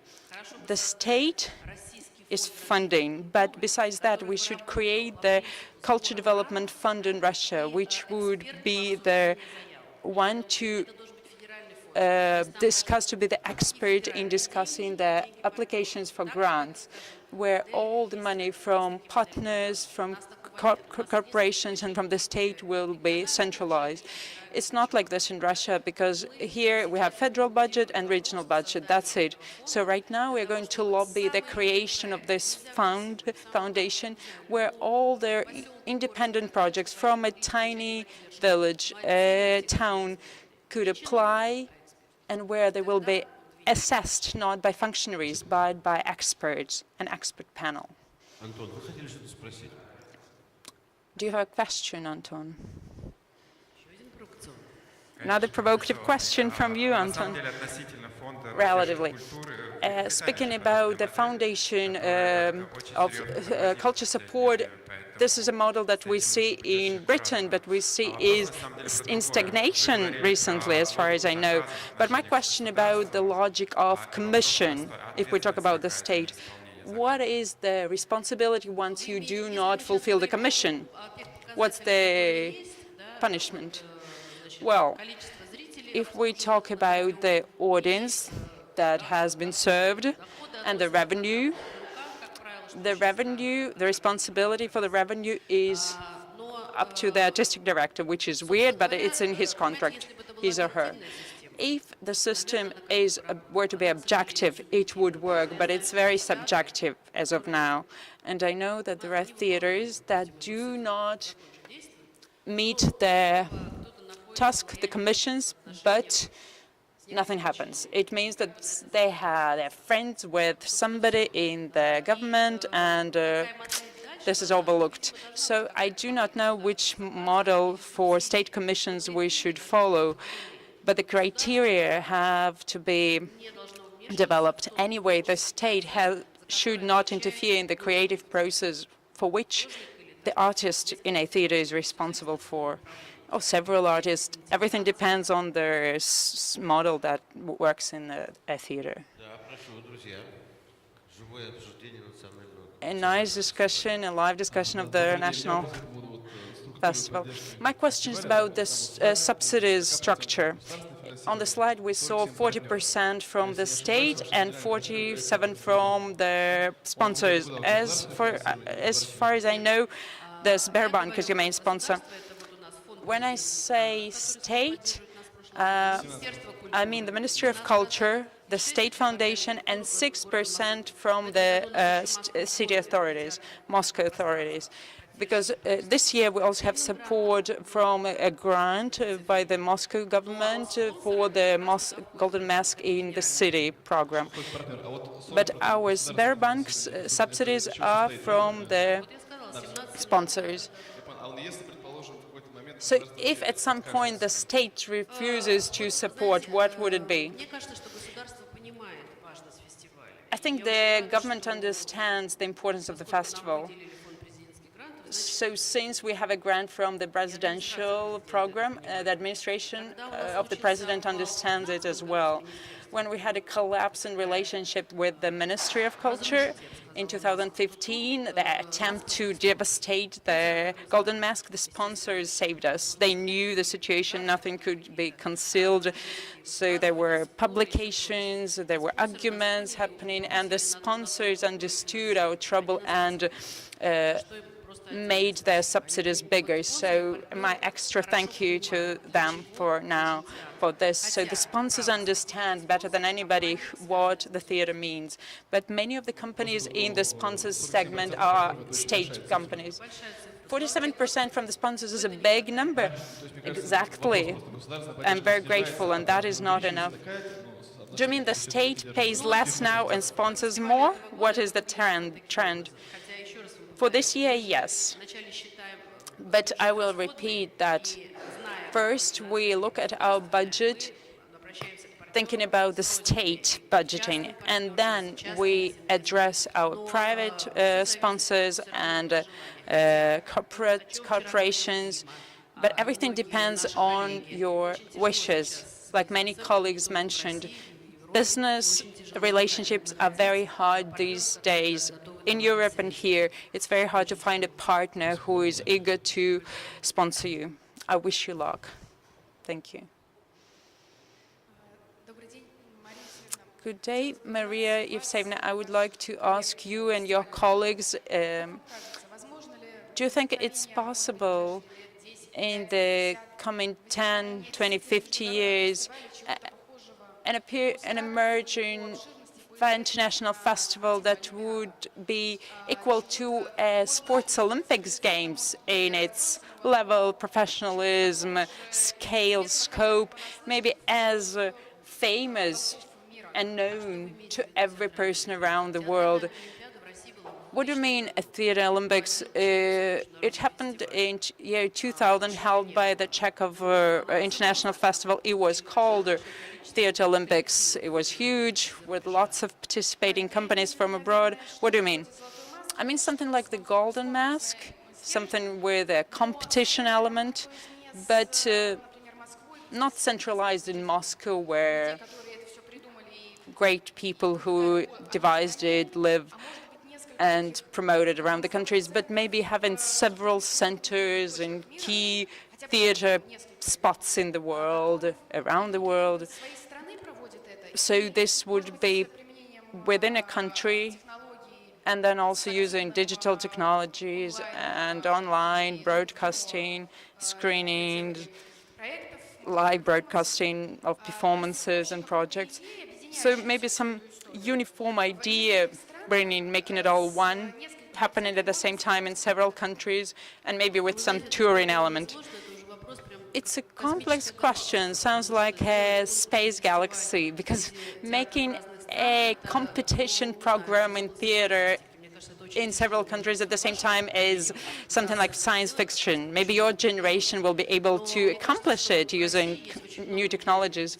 But I think in Russia we have many theater festivals in different cities, like Mikhail Shvitskoy mentioned it yesterday, a theater in Yekaterinburg, Novosibirsk, in Perm, wonderful Diaghilev Festival. We have many festivals, not only in Moscow. In Moscow we have Territory Fest for young people, NET Festival, which the state, by the way, stopped to subsidize. A very interesting festival sponsored by private companies. So you, as future generations, you should think about bringing us all together, maybe not for a competition event, but creating some phenomenon of an international level. Stephanie, you have something to say?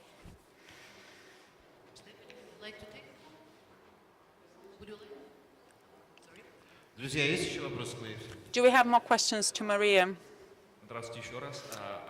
Hello again. What is the future of theater, taking into account all technologies? Your questions are scary indeed. Well, this is the question to directors more than to us. We see that theaters undergo huge changes, genres change. Experts from our festival find it hard to classify theater. Everything is a mixture of opera and drama and film and visual art. So this cross-disciplinary genres is something to be developed. Will it be the same conventional form or new technologies become part of it? It depends on artists. Tuminas have one thing, Butusov another thing, Philip Grigorian something else, Dodin something else. It all depends on artists, how these artists want to tell us something. But demand from the audience? No. Artists do not respond to audience demands. Artists are creators connected to somebody up there. So when an artist has an idea and wants to share it with the world, he or she speaks from their heart, from the spirit that lives, embodies him or her in the moment. It's important that in 20 years this person is not chipped. Let's listen to Dima. He will tell us about chips. Let's say thank you to Maria Evsevna. Thank you very much. And I would invite Dmitry Aksionov, the head, the chairman of the RDI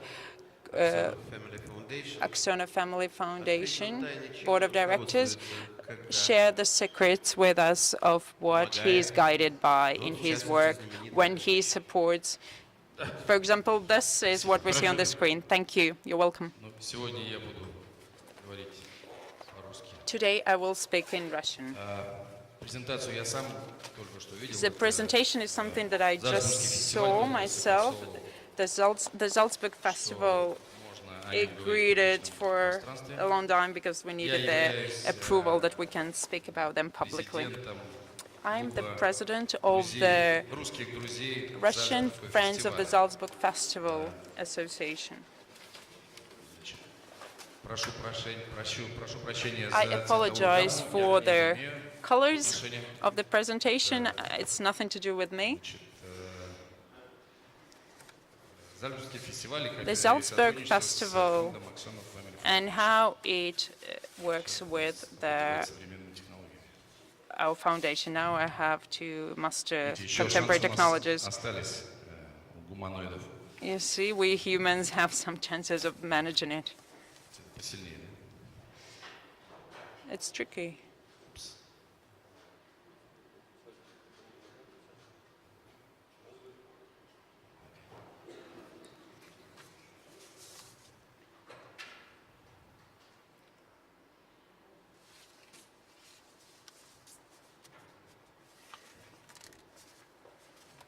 Поделитесь секретом, что тут я давлю. А можно я буду вас спросить, как будто это не я не умею? May I ask you to do it as if I'm incapable of managing it? Okay, the festival was founded almost 100 years ago by three heroes. It was a post-war period when previously extremely flourishing and rich region, Salzburg, which used to be an independent state for a very long time, found itself in the center of European crisis and was aspiring to recreate, re-establish the importance of European culture, the importance of human identity, and become the place to reconcile and bring together the peoples. Through the festival, the importance of the city of Salzburg was growing, and thus the festival became the center, the heart of Europe.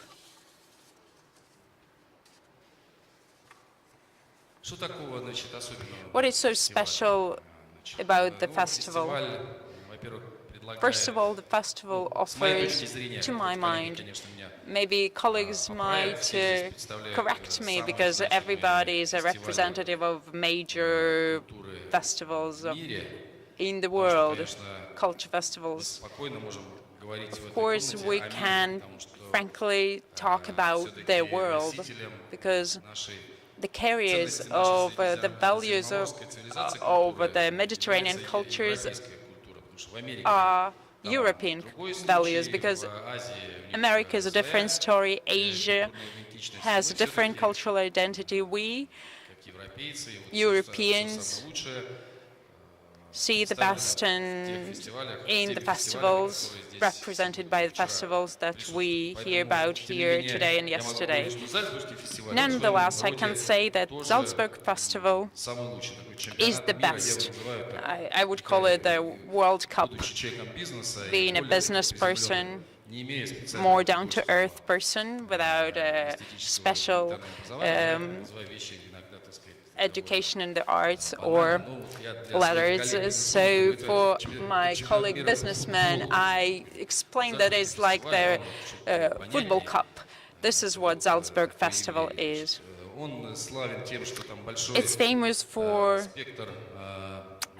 offering a wide spectrum of cultural products, concerts, operas, drama performances. Usually, each year it offers 4 or 5 new productions in cooperation with the best opera houses of Europe.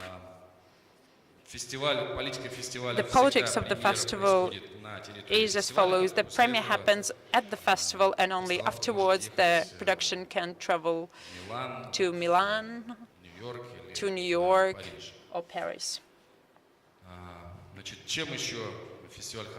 What's also good about the festival?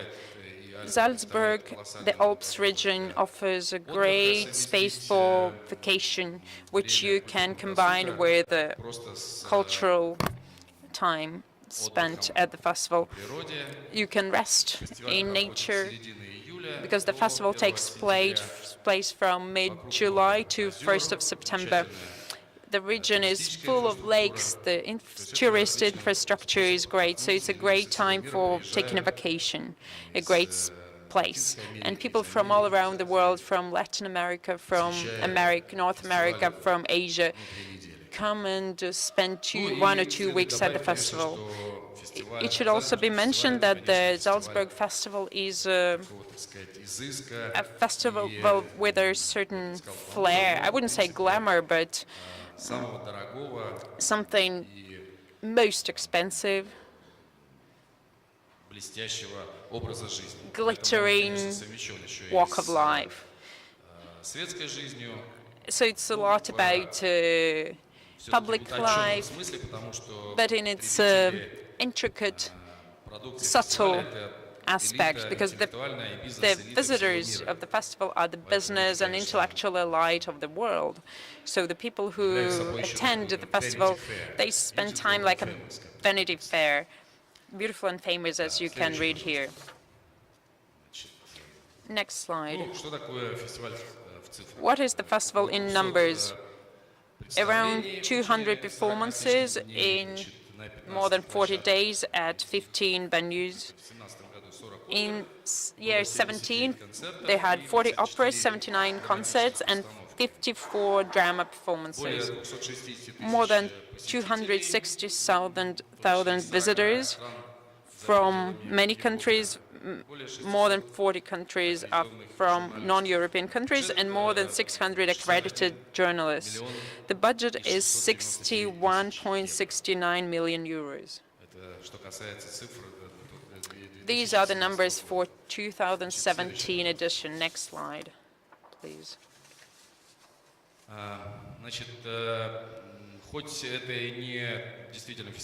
Though the festival is not directly called a business product, it's a cultural event, nonetheless, there is a criteria that evaluates the economic effect of the festival.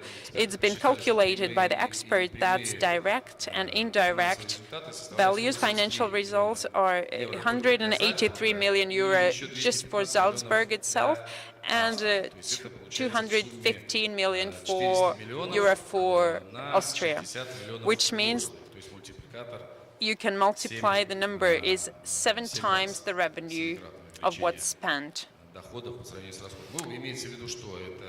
What's meant here? The tourism industry, Then the luxury segment, consumerism, the methodology is not something I can analyze, but I can suppose that since the statistics is official, produced by the festival, they've taken it seriously in their analysis, because of course the state is interested in knowing where such a big budget is used. You'll see the diagram how the state funds it. The festival secures a huge number of employment jobs. 2,800 full-time jobs were given in 2017 and 3,400 for Austria. Extra revenue makes 77 million euro in taxes and all kinds of duties. That's up to sum up the direct income. Of course, there is also indirect economic effect, which is the enhancement of the reputation of the city and the country as well, the educational process, then the formation of a festival ecosystem around the festival, which generates extra intangible effects, which also have a tangible side to them. As for the budget, what makes the budget? The public sector, which is the state, gives 21%, which is 12.81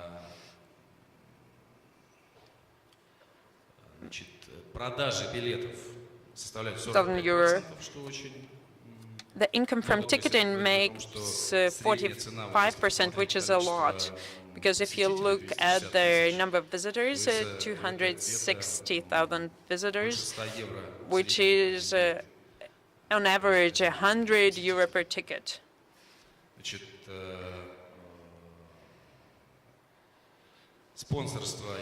The sponsors, the money from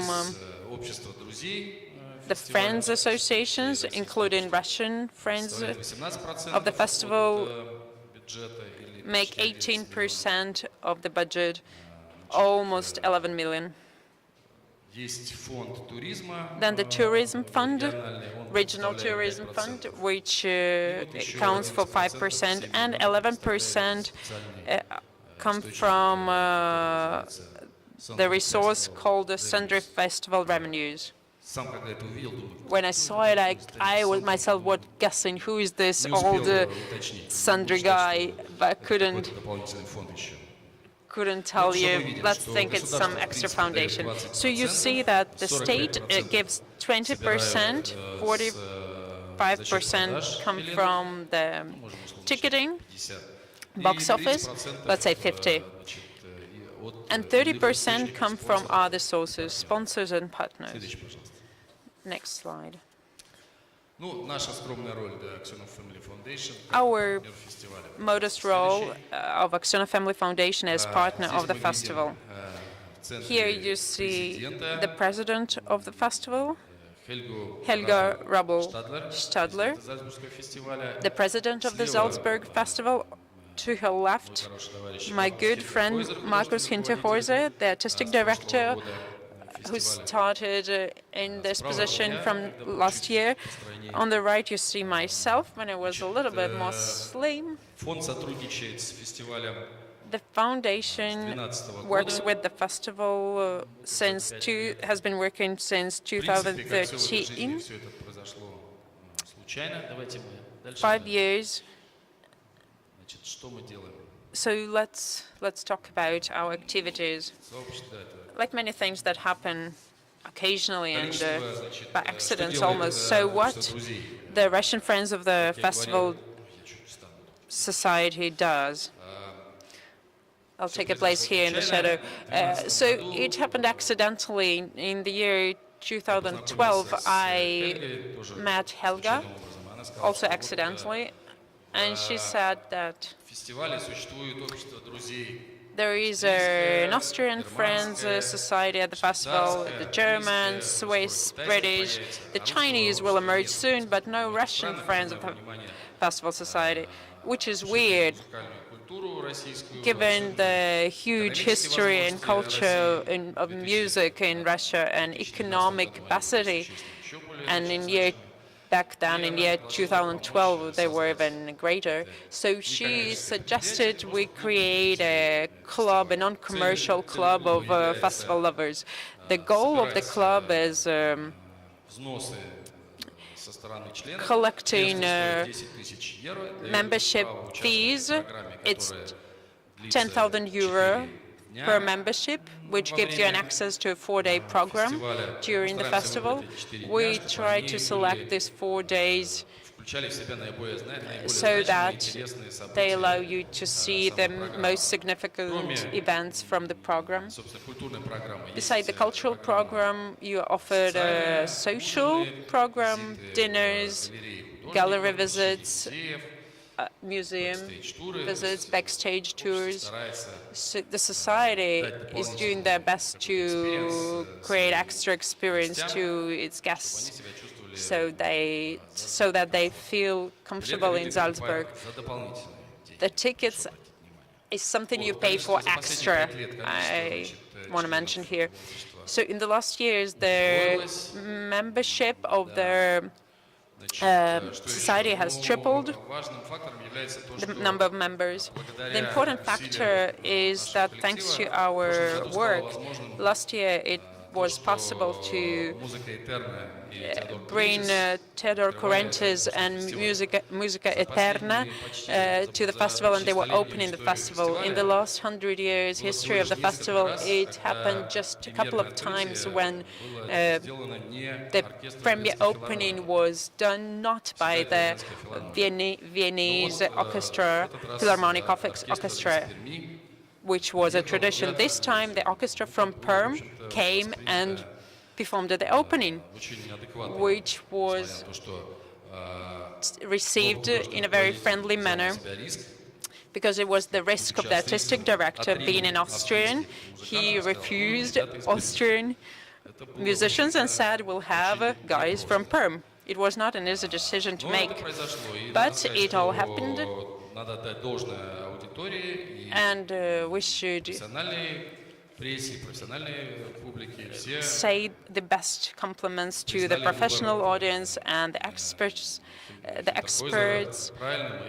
who accepted and approved of the decision of the artistic director. Now Theodor Kurentis cannot walk simply and invisibly in the streets of Austria, because he will be torn to pieces. That's about it. This is what I wanted to tell you about the society. Yeah, you can see beautiful ladies and men who just try to find a spot next to them. We had some kind of a nice dinner, a grand dinner. Thank you. You're welcome.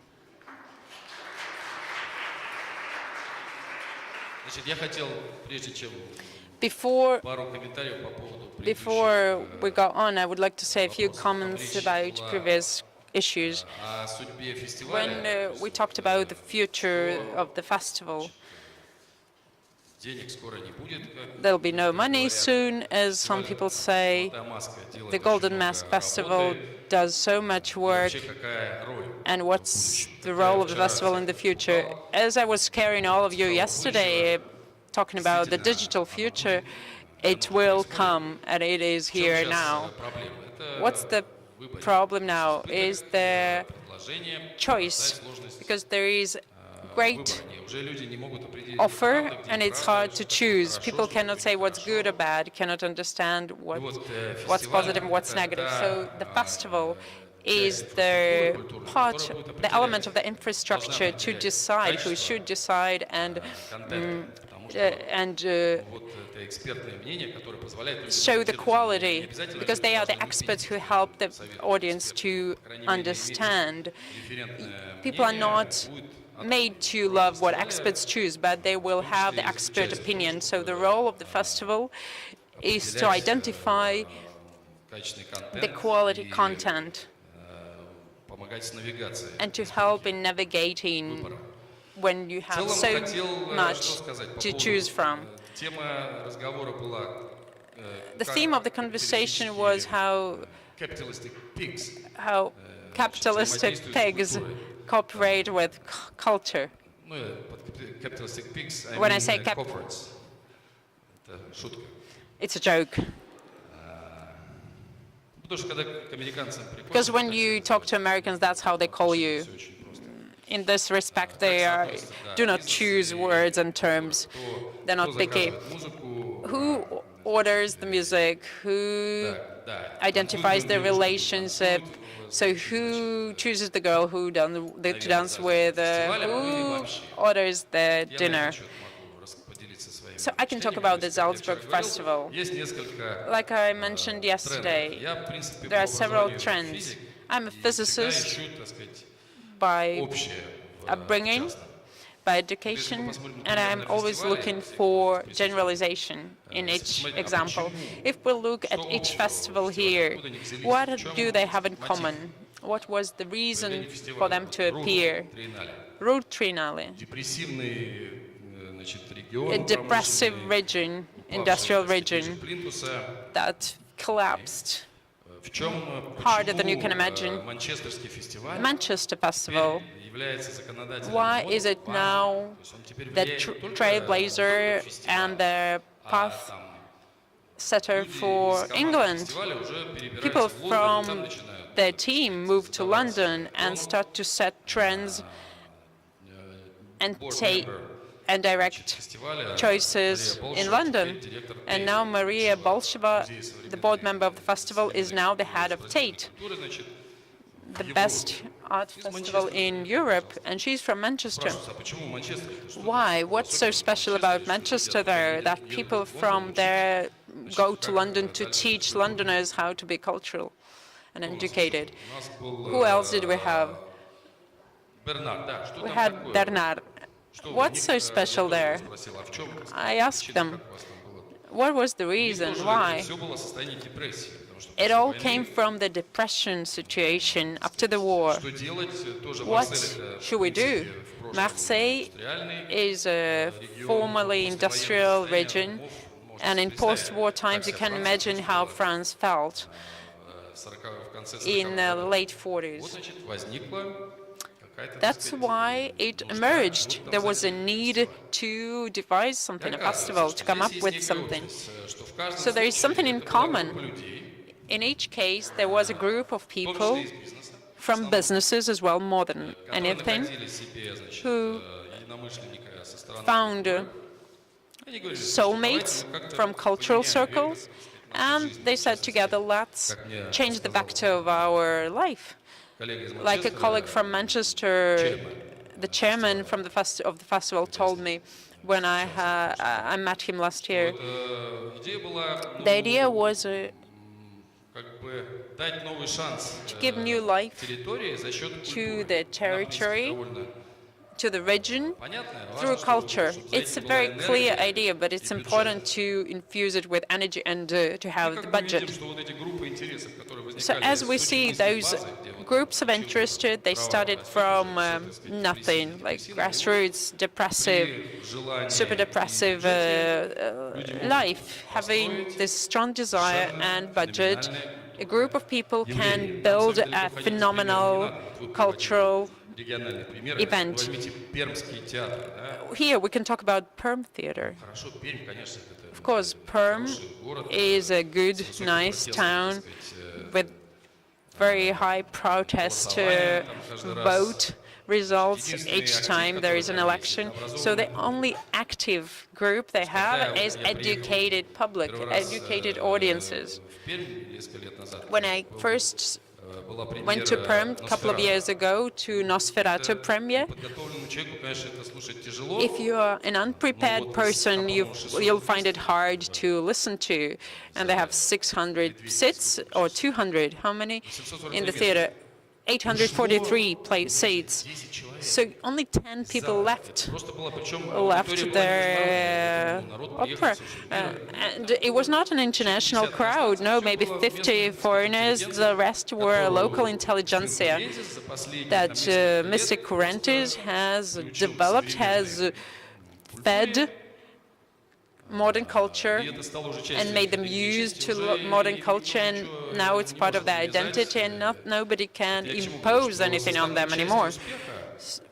By which I want to say that the elements of the success of any cultural initiative is the audience that needs it, that wants it, or the audience that you would have to form, to develop. You should have a strategy for a couple of years, because you should understand that culture is all about strategy. Not something that will last a year or two, it's for many years to come. I asked my colleague, how many years did you need?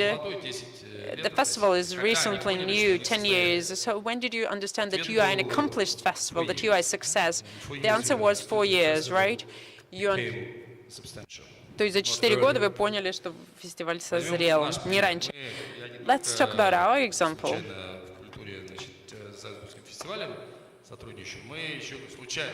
I'm not, but excuse me, technical issue. About my festival, their Vienna Fair. Last year, it was called part of the 10 top art fairs in the world. Back then, it was just a local Austrian fair for Austrians. You can find 200-300 of them in the world. But we are now, according to an official rating, we are in top 10. We needed 5 years of systematic, consistent work, even though our fair lasts 5 days. But having the money, the desire, the people, and the demand, you can reach such a phenomenal reception from visitors. So though digital disruption is something that will disrupt us all very soon, it's not because I want to scare you, it's because it's something you see daily in the economics. There are new players in each sector every year who kill their winners of previous years. A simple example, last year, in the top 10 companies of the world, according to capitalization, was Microsoft Digital. In 2017, 7 companies were digital, and others were from oil sector, bankers. They do not play main parts anymore. So according to the assessment calculations, in the coming 10 years, in each sector, out of 10 leaders, we'll have just 2 from today who will be able to adjust to new rules of the games, because there'll be new ones, somebody we don't know today. A simple example, what Google did that Microsoft couldn't have done 10 years ago. Did they have anything special? No. But we remember what Microsoft used to be. Now it's all Google. Tomorrow we'll have some other guy from China or Russia, and Google will leave our world. It's the same for every sector of life. It's just right for sports and culture. So what is there for us? There'll be the decrease in corporate budgeting sources, the change of rules of the game, because the digital transformation will dictate its rules. But the good side of the story, good news, is that since people will have more and more free time, robots will free them, give them this opportunity. The only way to kill this time, not hampering your health, is culture, is development. So all of you are in the right economic niche, efficient for the future. We should all just work hard and work hard. Thank you.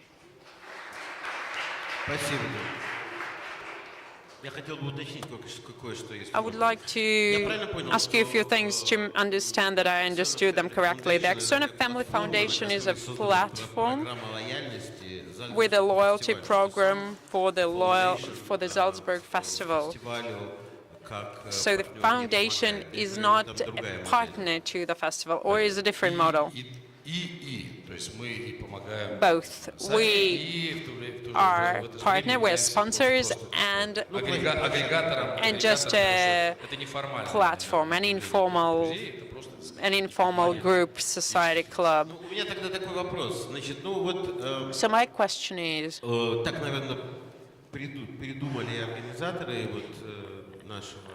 the organizers of our two-day conversation wanted us to start with Rurtrienнале, a festival that is obviously socially engaged, that appeared due to very clear reasons. And we mentioned it that that's why probably 90% of the budget of the festival comes from the city budget or the regional budget, because this festival has social role to play with very accessible ticket pricing, and the idea, the dream to give away tickets for free. And we finished today with Salzburg, the festival with a budget comparable to the Bolshoi Theater budget, I assure you, because I know the budget, with all the consequences that you can imagine. In this respect, I have a couple of questions. Dima, what do you think? I'll be trolling you, just don't get mad at me. The Salzburg is a very powerful brand in our business. Not always artistically clear. I really hope that after the intendant of the festival has been changed, it will have a new life, it will reframe itself, and it will become a guide for really heavily important artistic projects. It is definitely a Vanity Fair. Unfortunately, the participation of Theodore was an element of this fair.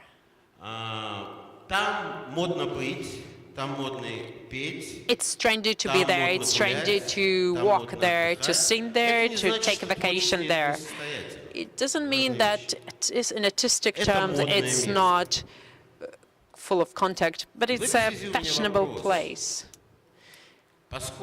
In this respect, I want to ask you a question. Since in Russia there appears a society, an aggregator that is a platform to create a Russian Friends Salzburg Festival Society. I understand why the festival needs it, but why these wonderful people who take part of this in this loyalty program, why did they choose this festival? What is the reason, motives? I don't ask you why you have chosen Salzburg as a partner. It's up to you. It's your money, it's your choice. But I'd like to know motivation. Maybe I know those friends of the festival. Maybe I know some of them. I can ask. If I knew the last names, if I've seen their list. But so what's the motive? Why there? Why not to Perm? You've been just praising so much. I can answer why myself, and I can try to answer why others. When the festival addressed me for the first time for help, I thought, where are we? We are contemporary art, all about contemporary art, and here is a classical Salzburg festival. Why? What's the meaning? Why the logic? Why? No logic. Then I went back to our roots. What the foundation does. The foundation is developing the cultural ecosystem. Sounds grand and big, but we are spending our money and time to develop cultural ecosystem in Russia as a whole. Russia is the focus of our attention. So Russia, Salzburg for Russia. Okay, if I said we would cooperate with the festival if we had a relative agenda for Russia. We're not ready to raise money for another opera for the festival. This is not something we would be inspired by. So when the idea was, when there was a new artistic director who cannot be offered an idea like Theodore Kurentzis. No, it was him, the artistic director, who said, Marcus, his education comes from Russian pianist, he's a musician, so there was no need to talk to him about enlighten him about the Russian musical culture. Here we coincided. That's why we could raise €1 million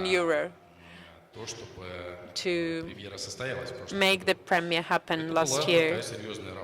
It was a serious lump of work. That's why it was correct, a correct question from the lady here about the Theatre Olympics. My answer is yes. In the relatively near future, because we are holding a Russian championship. What's its role? Russian Theatre Championship. A selector, quality identifier, setting trends. Tastemaker, what's good or what's bad. The Golden Mask has helped the Tver Theatre, and Salzburg Festival has helped the Perm Theatre. The same phenomenon. When I went to the Daugava Festival for the first time 3 years ago, there were 20-50 people from abroad, 10 people from Moscow, the rest were locals. I was surprised. Kurentzis, I'm not a big expert, but I could see right away that he is a phenomenon, a cultural phenomenon.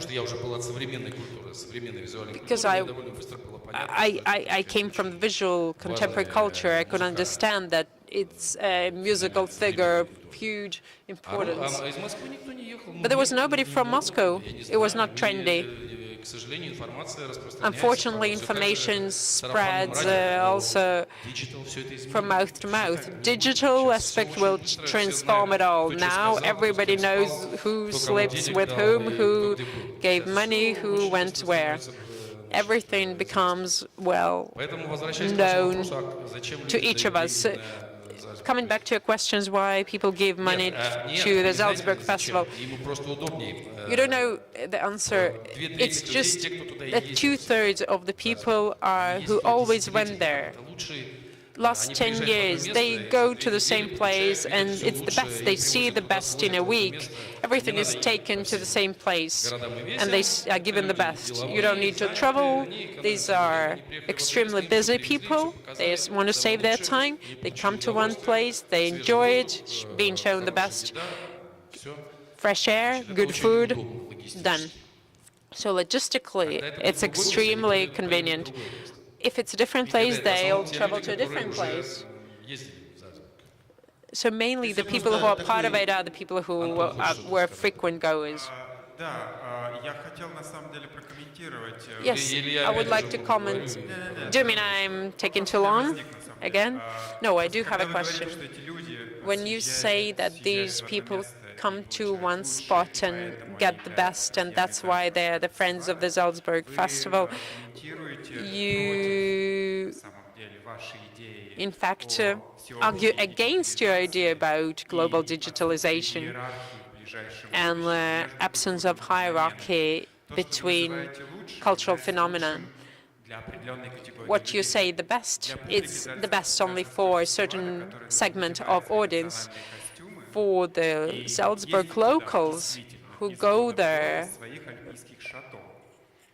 regularly, annually from their alpine chateaus, and some foreigners join their subculture, and I'm far from sure if I said that the best for the future generations are there. So why partnering with the Salzburg Festival? It's beautiful. At least I was offered, I couldn't refuse. It's the best at the international arena. It's the place where people from Japan, from Brazil, from UK come. All Bill Gates, from all Angela Merkels come. Because they will come to this one place to become part of it. If they have more time or less time, they come. This format will not be transported into the future the way it is. I'm 51 and I'm the youngest consumer there, the youngest consumer of what they produce. That's why they've appointed a new artistic director who understands that they need new rules and new players, and they have new players now who set trends in other countries, including German-speaking countries. And they see that new audiences can be involved. And when you pay 400 euros per ticket and you think you've been going crazy, even myself, I would think it's too much, not to mention others who cannot pay. And besides, you need to be paid 400 extra from 400, many more times more money are raised from sponsors. This format will not be in the future, but we need to know the enemy, right? We are part of the process. We need to understand the structure of the artistic process, and only understanding it, seeing the trends, seeing the audience, the needs, we can interpret and evolve. I am for the contemporary culture because it's us. It's about us. What Mozart did, it was contemporary back then. What Impressionists did, it was contemporary back then in their times. We have our own contemporary culture that we need to develop. So there are no contradictions. Contemporary culture is based on former achievements that we need to know. So it's like a spine on the battlefield. No. Why did I buy the contemporary art fair? Because I wanted to get an access to knowledge exchange, to get experience, to build a relationship between the West and the East. Because now the situation in this tense political situation, cultural diplomacy is the only place where people can have a contact. We meet our colleagues here, despite all their political hardships, because our colleagues understand who they're going to visit, what's so interesting about this meeting, why we are interested in each other. Even in sports, it's not the same. It's politicized. It's not an instrument of communication between people anymore. We only have internet and culture left. Dear friends, do you have questions to Dmitry?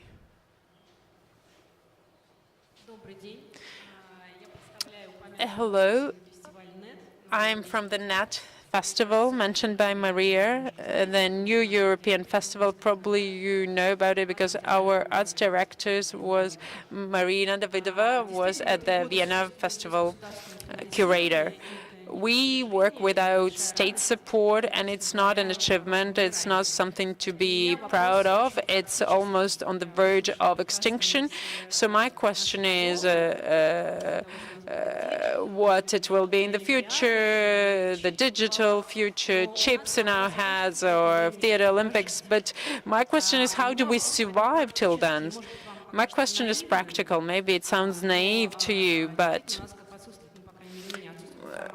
Myself, I don't know about this instrument. I'm in co-producing. Here in Russia, for some reason, this is not actively used. Unfortunately, I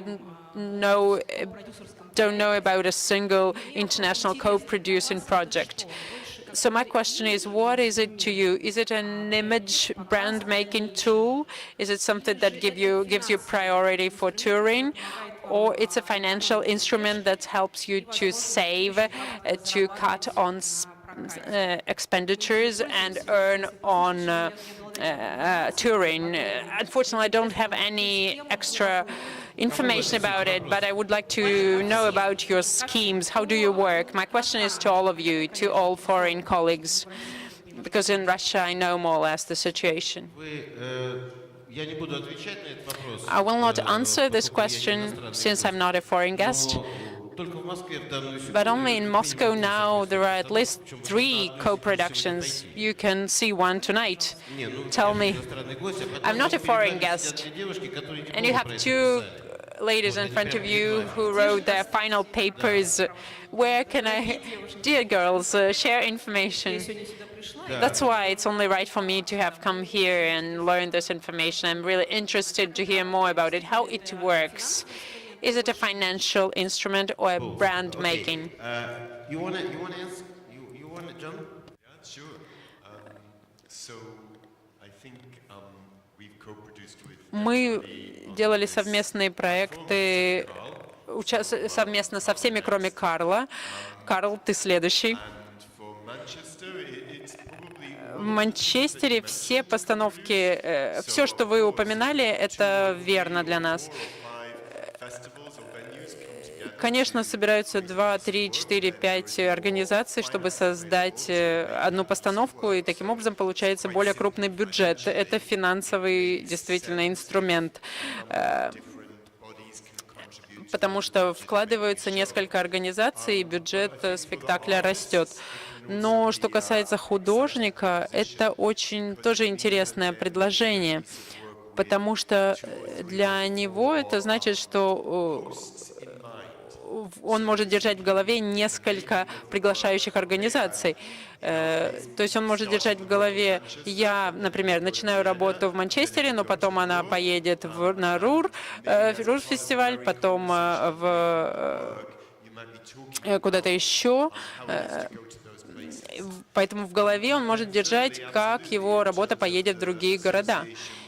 И, наконец, это хорошо для нас, если нас ассоциируют с другими большими фестивальными городами.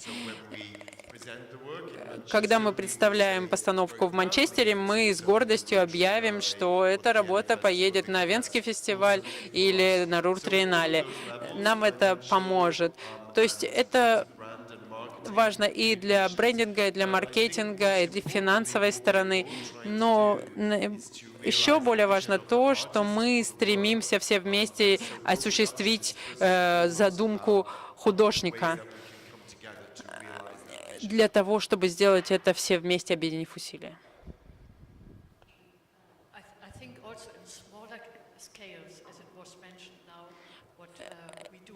Я думаю, что в Германии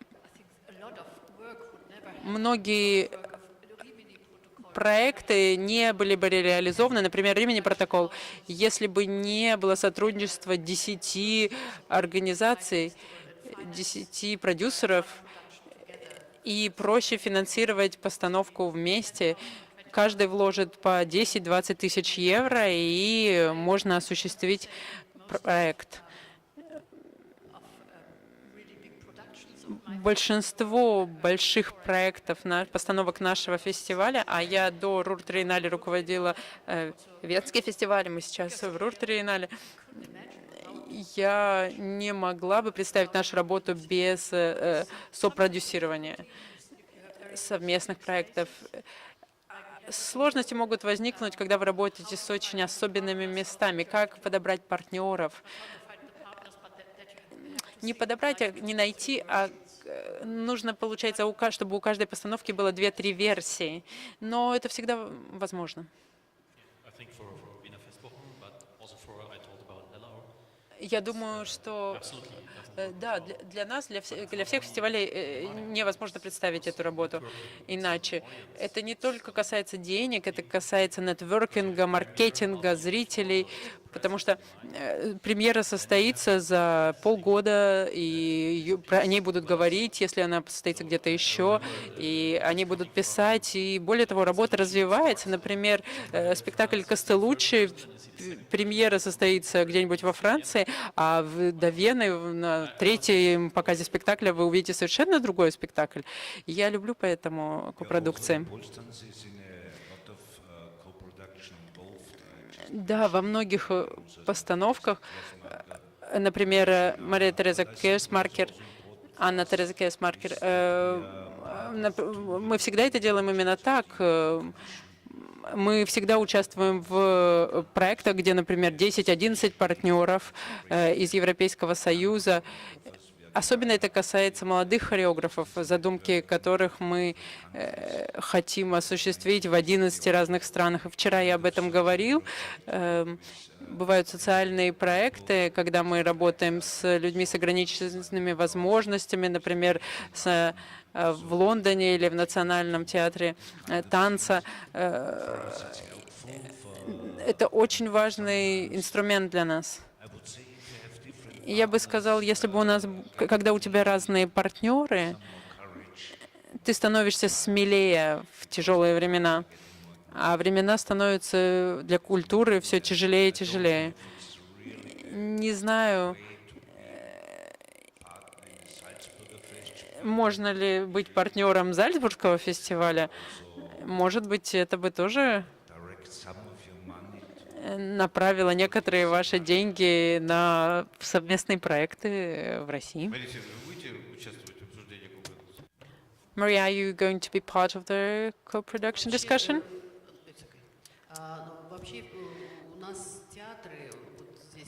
The theaters in the city of Moscow are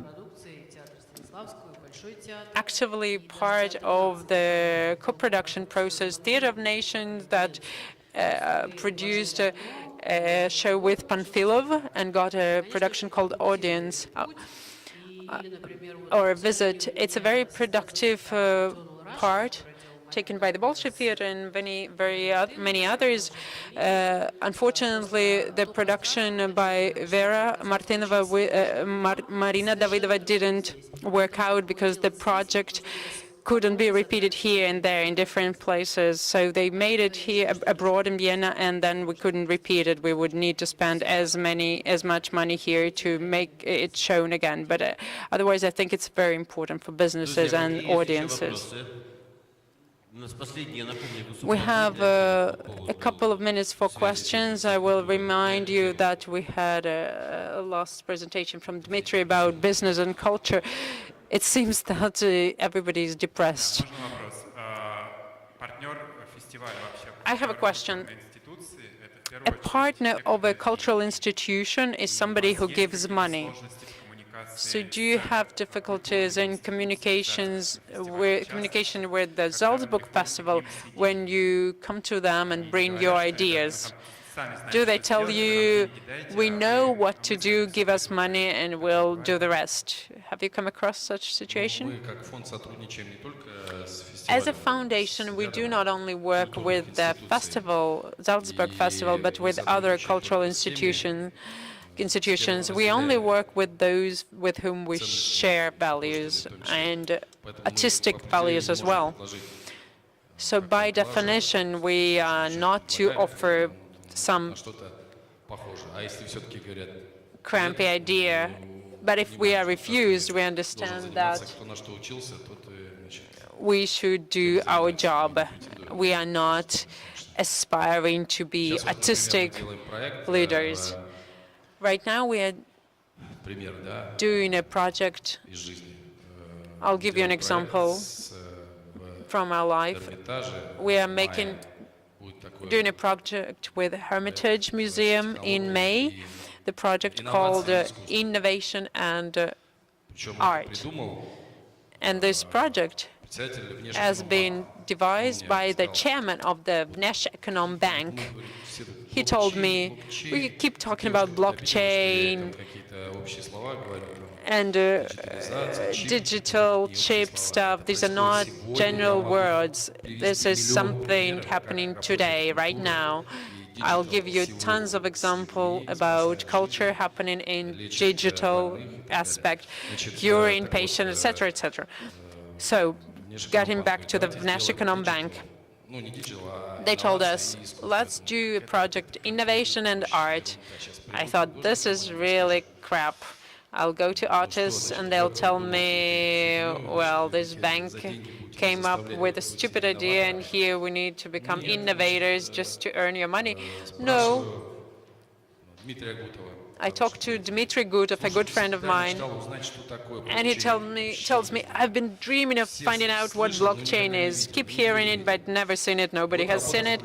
So his job now is, now he's not working with blockchain, but with quantum computers, another phenomenon invisible to people. So this artist is being immersed now in startups and specific digital technologies, and then produces an artistic project that will be presented in late May in the Hermitage. So to answer your question, can they refuse us? Well, in Davos this year, where I happened to go, there is an organization called the Young Global Leaders. Davos is where people from all over the world, it brings people from all over the world, the wealthiest, the richest politicians and businessmen, and they decide the fates of the world. They have an artistic council, an artistic board that is responsible for culture conversations. They have artists, contemporary artists. And Drew Kataoka, an American artist with Japanese background, she works in contemporary art. And she was in Davos, and in Davos she is #1. Anton, is my reply to you. Listen. So she is a #1. She used to be a guest speaker for contemporary art issues in the last years. So she presented her works that we have sent to the Hermitage, and Ozerkov from there said, no, I don't want it. Davos is not somebody to guide us. I said, okay, but what can we do? And we do not want to insist. Do we have more questions, dear friends, because we are almost out of time? Dear friends, dear colleagues, дорогие друзья, уважаемые коллеги, я хотел бы поблагодарить вас за эту двухдневную дискуссию, очень полезную, очень интересную. Я надеюсь, вы разделяете мое мнение, надеюсь, вы что-то узнали о нас. Мы, конечно, о вас. Поэтому позвольте мне закончить следующей мыслью, чтобы культурные мосты, которые мы строим с вами, независимо от того, сотрудничаем мы вместе над копродукциями или нет, мы должны хранить и продолжать строить эти мосты как можно дольше, потому что очевидно, что эти мосты будут абсолютно незаменимыми для политиков в ближайшее время однажды, когда придется восстанавливать контакты. Этим политикам действительно понадобятся наши мосты. Спасибо большое.